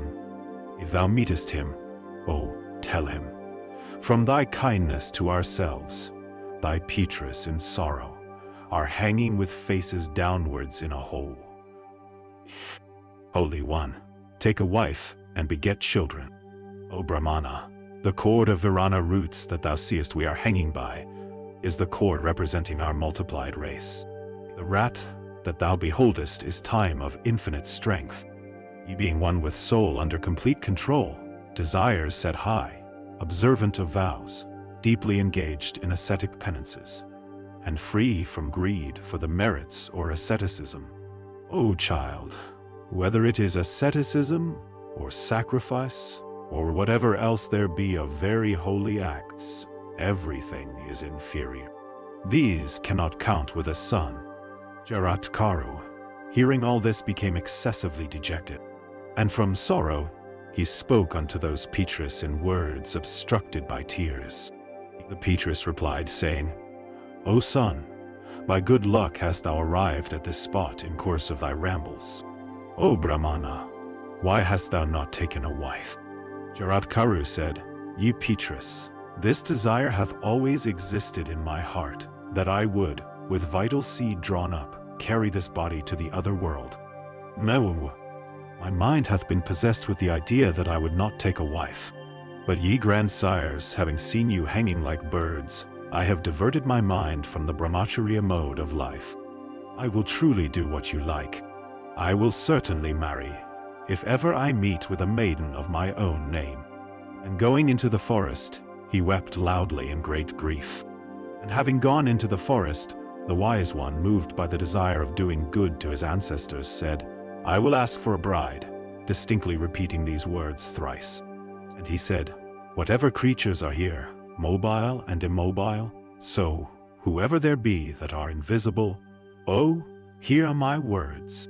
My ancestors, afflicted with grief, have directed me that am engaged in the most severe penances, saying, Marry thou for acquisition of a son, nay, descending.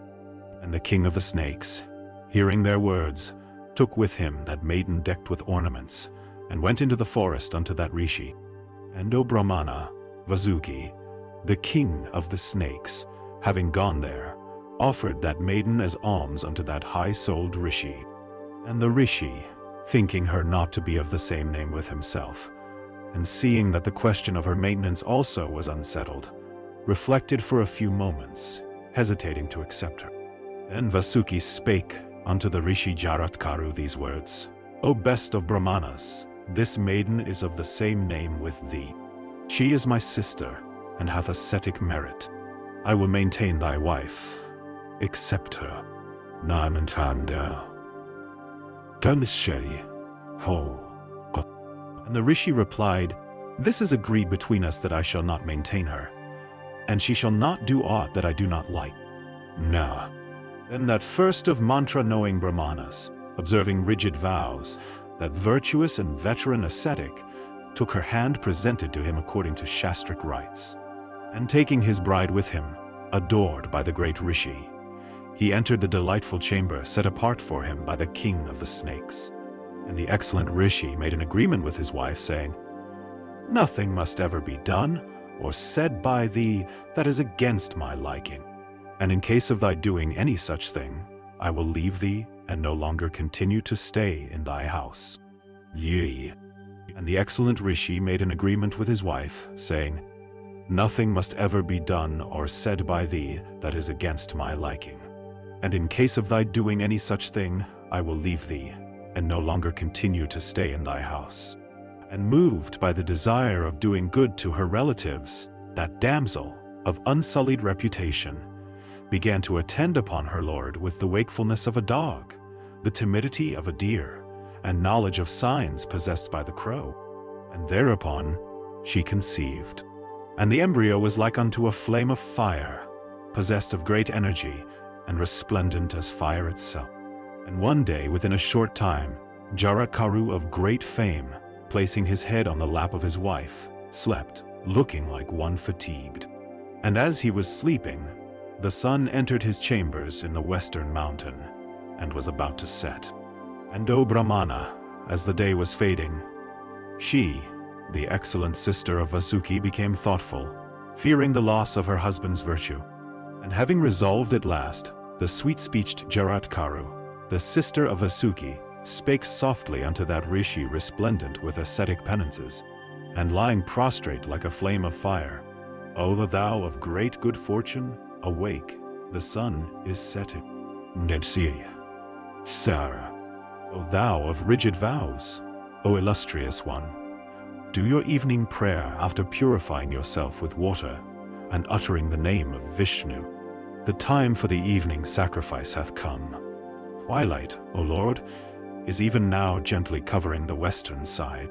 The illustrious Jaratkaru of great ascetic merit, thus addressed, spake unto his wife these words, his upper lip quivering in anger. O amiable one of the Naga race, thou hast insulted me. I shall no longer abide with thee, but shall go where I came from. This was also settled between ourselves. Now, O amiable one, I have passed the time happily with thee. And, O fair one, tell thy brother, when I am gone, that I have left thee, and upon my going away, it behoveth thee not to grieve for me. Thus addressed Jaratkaru, the fair sister of Vasuki, of faultless features, filled with anxiety and sorrow, having mustered sufficient courage and patience, though her heart was still quaking. Then spake unto Rishi Jaratkaru, O best of Brahmanas, the object for which I was bestowed on thee hath not been accomplished yet. Unfortunate that I am, what shall Vasuki say unto me? O excellent one, the offspring desired of by my relatives afflicted by a mother's curse, do not yet appear. And in order that my connection with thee may not be fruitless, O illustrious Brahmana, moved by the desire of doing good to my race, do I entreat thee. O excellent one, high-souled thou art, so why shalt thou leave me who am faultless? And he said, O fortunate one, the being thou hast conceived, even like unto Agni himself, is a rishi of soul highly virtuous, and a master of the Vedas and their branches. Well, having said so, the great rishi, Jaratkaru of virtuous soul, went away, his heart firmly fixed on practicing again the severest penances, and she told him everything that had happened. And the prince of snakes, hearing the calamitous news, spake unto his miserable sister, himself more miserable still, if, from that union, for the welfare of the snakes, a son be born, then he, possessed of energy, will save us all from the snake sacrifice. Jaratkaru, thus addressed, consoling Vasuki, the king of the snakes, at length replied, saying, Asked by me about offspring, the high-souled and mighty ascetic said, There is? And then he went away. Tell me in detail all that thy lord, O amiable one, hath done, and extract that terribly afflicting dart that lies implanted for a long time past in my heart. Why should he, O king, speak a falsehood on such a serious occasion? He said, Thou shouldst not grieve, O daughter of the snake race, about the intended result of our union. A son shall be born to thee, resplendent as the blazing sun. I knew. Thus addressed Vasuki, the king of the snakes, accepted those words of his sister, and in great joy said, Be it so. And in due time, the sister of the snakes, O Brahmana, gave birth to a son of the splendor of a celestial child, who became the reliever of the fears of his ancestors and maternal relatives. And though but a boy, his vows were rigid.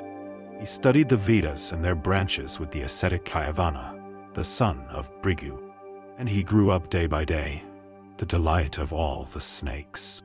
Hearing from you the incidents of my father's life in detail, I shall ordain something, if it be for the benefit of the world.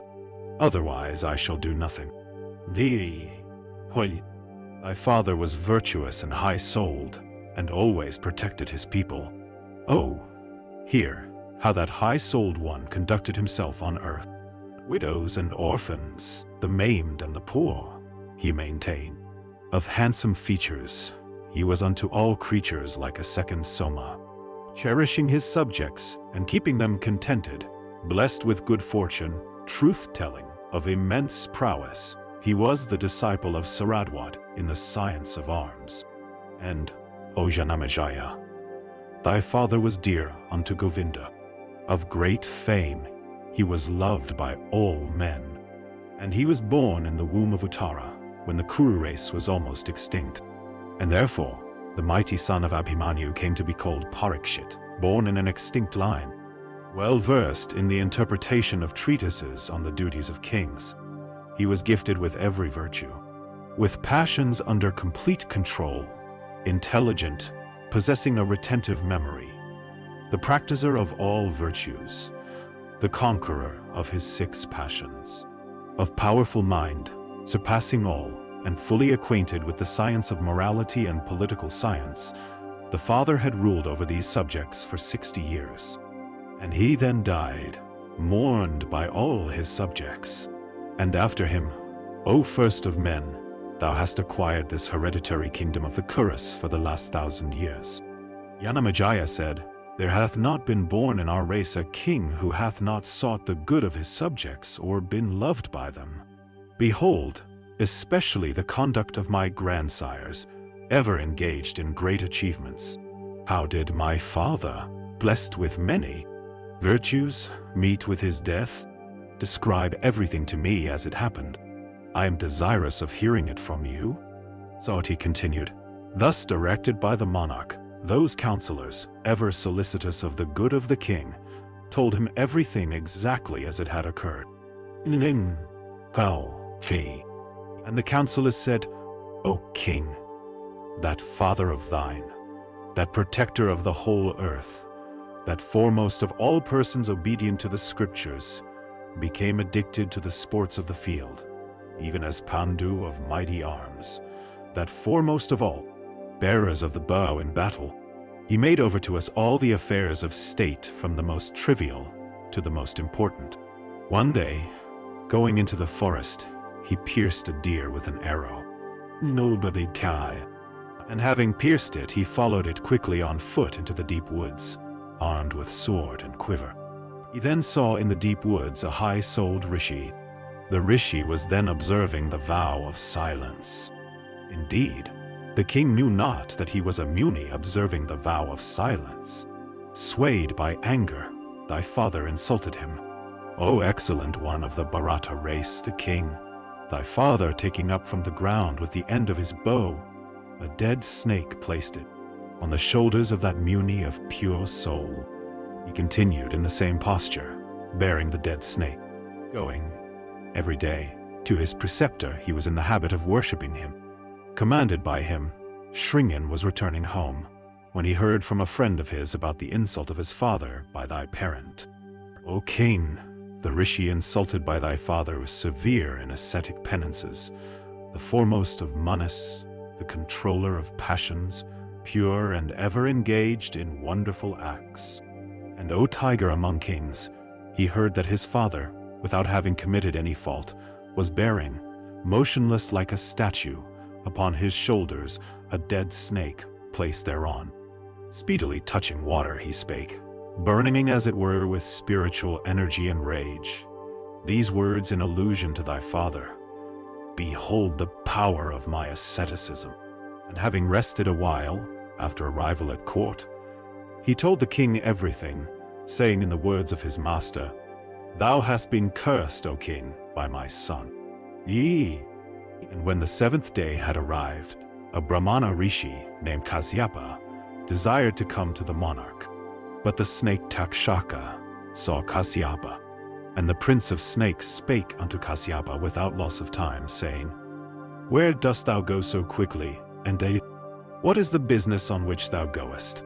So saying, Takshaka, then and there, bid a lord of the forest, a banyan tree. Kasyapa replied, saying, O Brahmana, I am going whither King Parikshit, that best of the Kurus, is. He shall today be burnt by the poison of the snake Takshaka. I go there quickly in order to cure him, in fact, in order that, protected by me, the thought snake may not bite him to death. And the snake Takshaka saw Kasyapa do. And the prince of snakes spake unto Kasyapa, without loss of time, saying, Where dost thou go so quickly, and what is the business on which thou goest? And the banyan, as soon as it was bit by the snake, was converted into ashes. But Kasyapa, O king, revived it. And Kasyapa too, thus addressed, spake again unto Takshaka, saying, I go there from desire of wealth. And Kasyapa, that foremost of men, thus addressed by the snake, and receiving from him as much wealth as he desired, wended his way back. And Kasyapa going back, Takshaka, approaching in disguise, blasted with the fire of his poison, thy virtuous father, the first of kings, then staying in his mansion with all precautions. And after that, thou wast, O tiger among men, being installed on the throne, and hearing all about the discomfiture of thy royal father, and of the insult to the Rishi Utanka, decide thou that which should follow. King Janamejaya, that chastiser of enemies, then spake unto all his ministers. And he said, When did ye learn all that happened upon that banyan reduced to ashes by Takshaka, and which, wonderful as it is, was afterwards revived by Kasyapa? Assuredly, my father could not have died, for the poison could have been neutralized by Kasyapa with his mantras. That worst of snakes of sinful soul thought within his mind that if Kasyapa resuscitated the king bit by him, he, Takshaka, would be an object of ridicule in the world owing to the neutralization of his poison. I have devised a way, however, of inflicting punishment upon him. I like to know, however, what ye saw or heard, what happened in the deep solitude of the forest, viz., the words of Takshaka and the speeches of Kasyapa. King Janamejaya, that chastiser of enemies, then spake unto all his ministers. The ministers said, Hear, O monarch of him who told us before of the meeting between that foremost Brahmana and that prince of snakes in the woods. King Janamejaya, having listened to the words of his ministers, was sorely afflicted with grief, and began to weep. And possessed with grief and sorrow, and shedding copious tears, and touching water according to the form, the monarch spake. And reflecting for a moment, as if settling something in his mind, the angry monarch, addressing all ministers, said these words, I think no time must be lost in avenging this injury upon the wretch Takshaka that killed my father. I must now avenge myself on my father's enemy to please myself, the Rishi Utanka, and you all.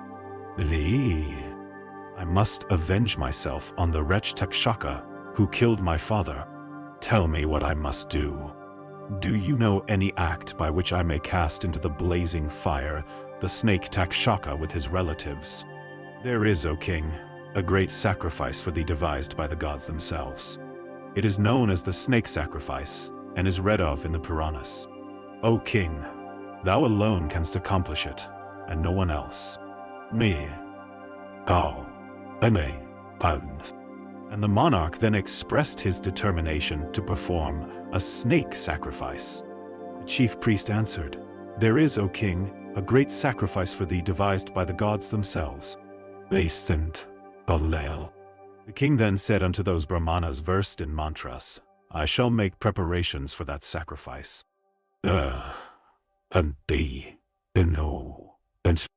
And the king's Ritviks, O excellent Brahmana, versed in the Vedas and acquainted with the rites of that sacrifice, measured, according to the scriptures, the land for the sacrificial platform. And after the sacrificial platform had been thus constructed, according to rule, and as desired, they installed the king at the snake sacrifice for the attainment of its object. Or when the sacrificial platform was being constructed, a professional builder of great intelligence and well versed in the knowledge of laying foundations, a Sutta by caste, well acquainted with the Puranas, said, "The soil upon which and the time at which the measurement for the sacrificial platform has been made indicate that this sacrifice will not be completed, a Brahmana becoming the reason thereof." Hearing this, the king, before his installation, gave orders to his gatekeepers not to admit anybody without his knowledge. The snake sacrifice then commenced according to due form, and the sacrificial priests, competent in their respective duties according to the ordinance, clad in black garments, and their eyes red from contact with smoke, poured clarified butter into the blazing fire, uttering the appropriate mantras, and causing the hearts of all the snakes to tremble with fear. They poured clarified butter into the mouth of Agni, uttering the names of the snakes. And the snakes thereupon began to fall into the blazing fire, benumbed and piteously calling upon one another, and swollen and breathing hard, and twining each other with their heads and tails, they came in large numbers and fell into the fire. The white, the black, the blue, the old and the young, all fell alike into the fire, uttering various cries. Those measuring a krosa, and those measuring a yohana, and those of the measure of a gokarna, fell continuously with great violence into that first of all fires. The snake sacrifice then commenced according to due form, and the sacrificial priests, competent in their respective duties according to the ordinance, clad in black garments and their eyes, red from contact with smoke, poured clarified butter into the blazing fire, uttering the appropriate mantras. The Brahmana Shandabhagava became the Hotri in that sacrifice. He was of great reputation, and was born in the race of Kayavana, and was the foremost of those acquainted with the Vedas. When the Ritviks in that snake sacrifice began to pour clarified butter into the fire, terrible snakes, striking fear into every creature, began to fall into it. Vyasa with his son and disciples, and Adalaka, Pramataka, Swetakitu, Pingala, Asita, Devala, Narada, Parvata, Atreya, Kundadathara, the Brahmana Kalagata, Vatsyay, old Srutasravas ever engaged in japa, and the study of the Veda, and the fat and the marrow of the snakes thus falling into the fire began to flow in rivers, and the atmosphere was filled with an insufferable stench owing to the incessant burning of the snakes. Meanwhile, Takshaka, that prince of snakes, as soon as he heard that King Janamejaya was engaged in the sacrifice, went to the palace of Purandara, Indra, Dharmaniu. But Vasuki, seeing that the snakes were incessantly falling into the fire, and that his family was reduced to only a few, became exceedingly sorrowful. And the king of the snakes was afflicted with great grief, and his heart was about to break. And summoning his sister, he spake unto her, saying, "O amiable one, my limbs are burning, and I no longer see the points of the heavens. The grandsire told me this of old. O best of the women of the snake race, Astika will put an end to the sacrifice that is going on." And the king of the snakes was afflicted with great grief, and his heart was about to break. And summoning his sister, he spake unto her, saying, "O amiable one, my limbs are burning, and I no longer see the points of the heavens." Human. Then the snake dame Jaratkaru, calling her own son, told him the following words according to the directions of Vasuki, the king of the snakes. "O son, the time is come for the accomplishment of that object for which I was bestowed on thy father by my brother. Nay, O son, it is said that the mother of all the snakes is Kadru. Know thou why she cursed in anger her sons? Addressing the snakes, she said, as ye have refused to falsely represent Achayasravas, the prince of horses, for bringing about Vinata's bondage according to the wager, therefore shall he whose lose charioteer is Vayu burn you all in Janamajaya's sacrifice. The grandsire of all the world spake unto her while uttering this curse, be it so, and thus approved of her speech.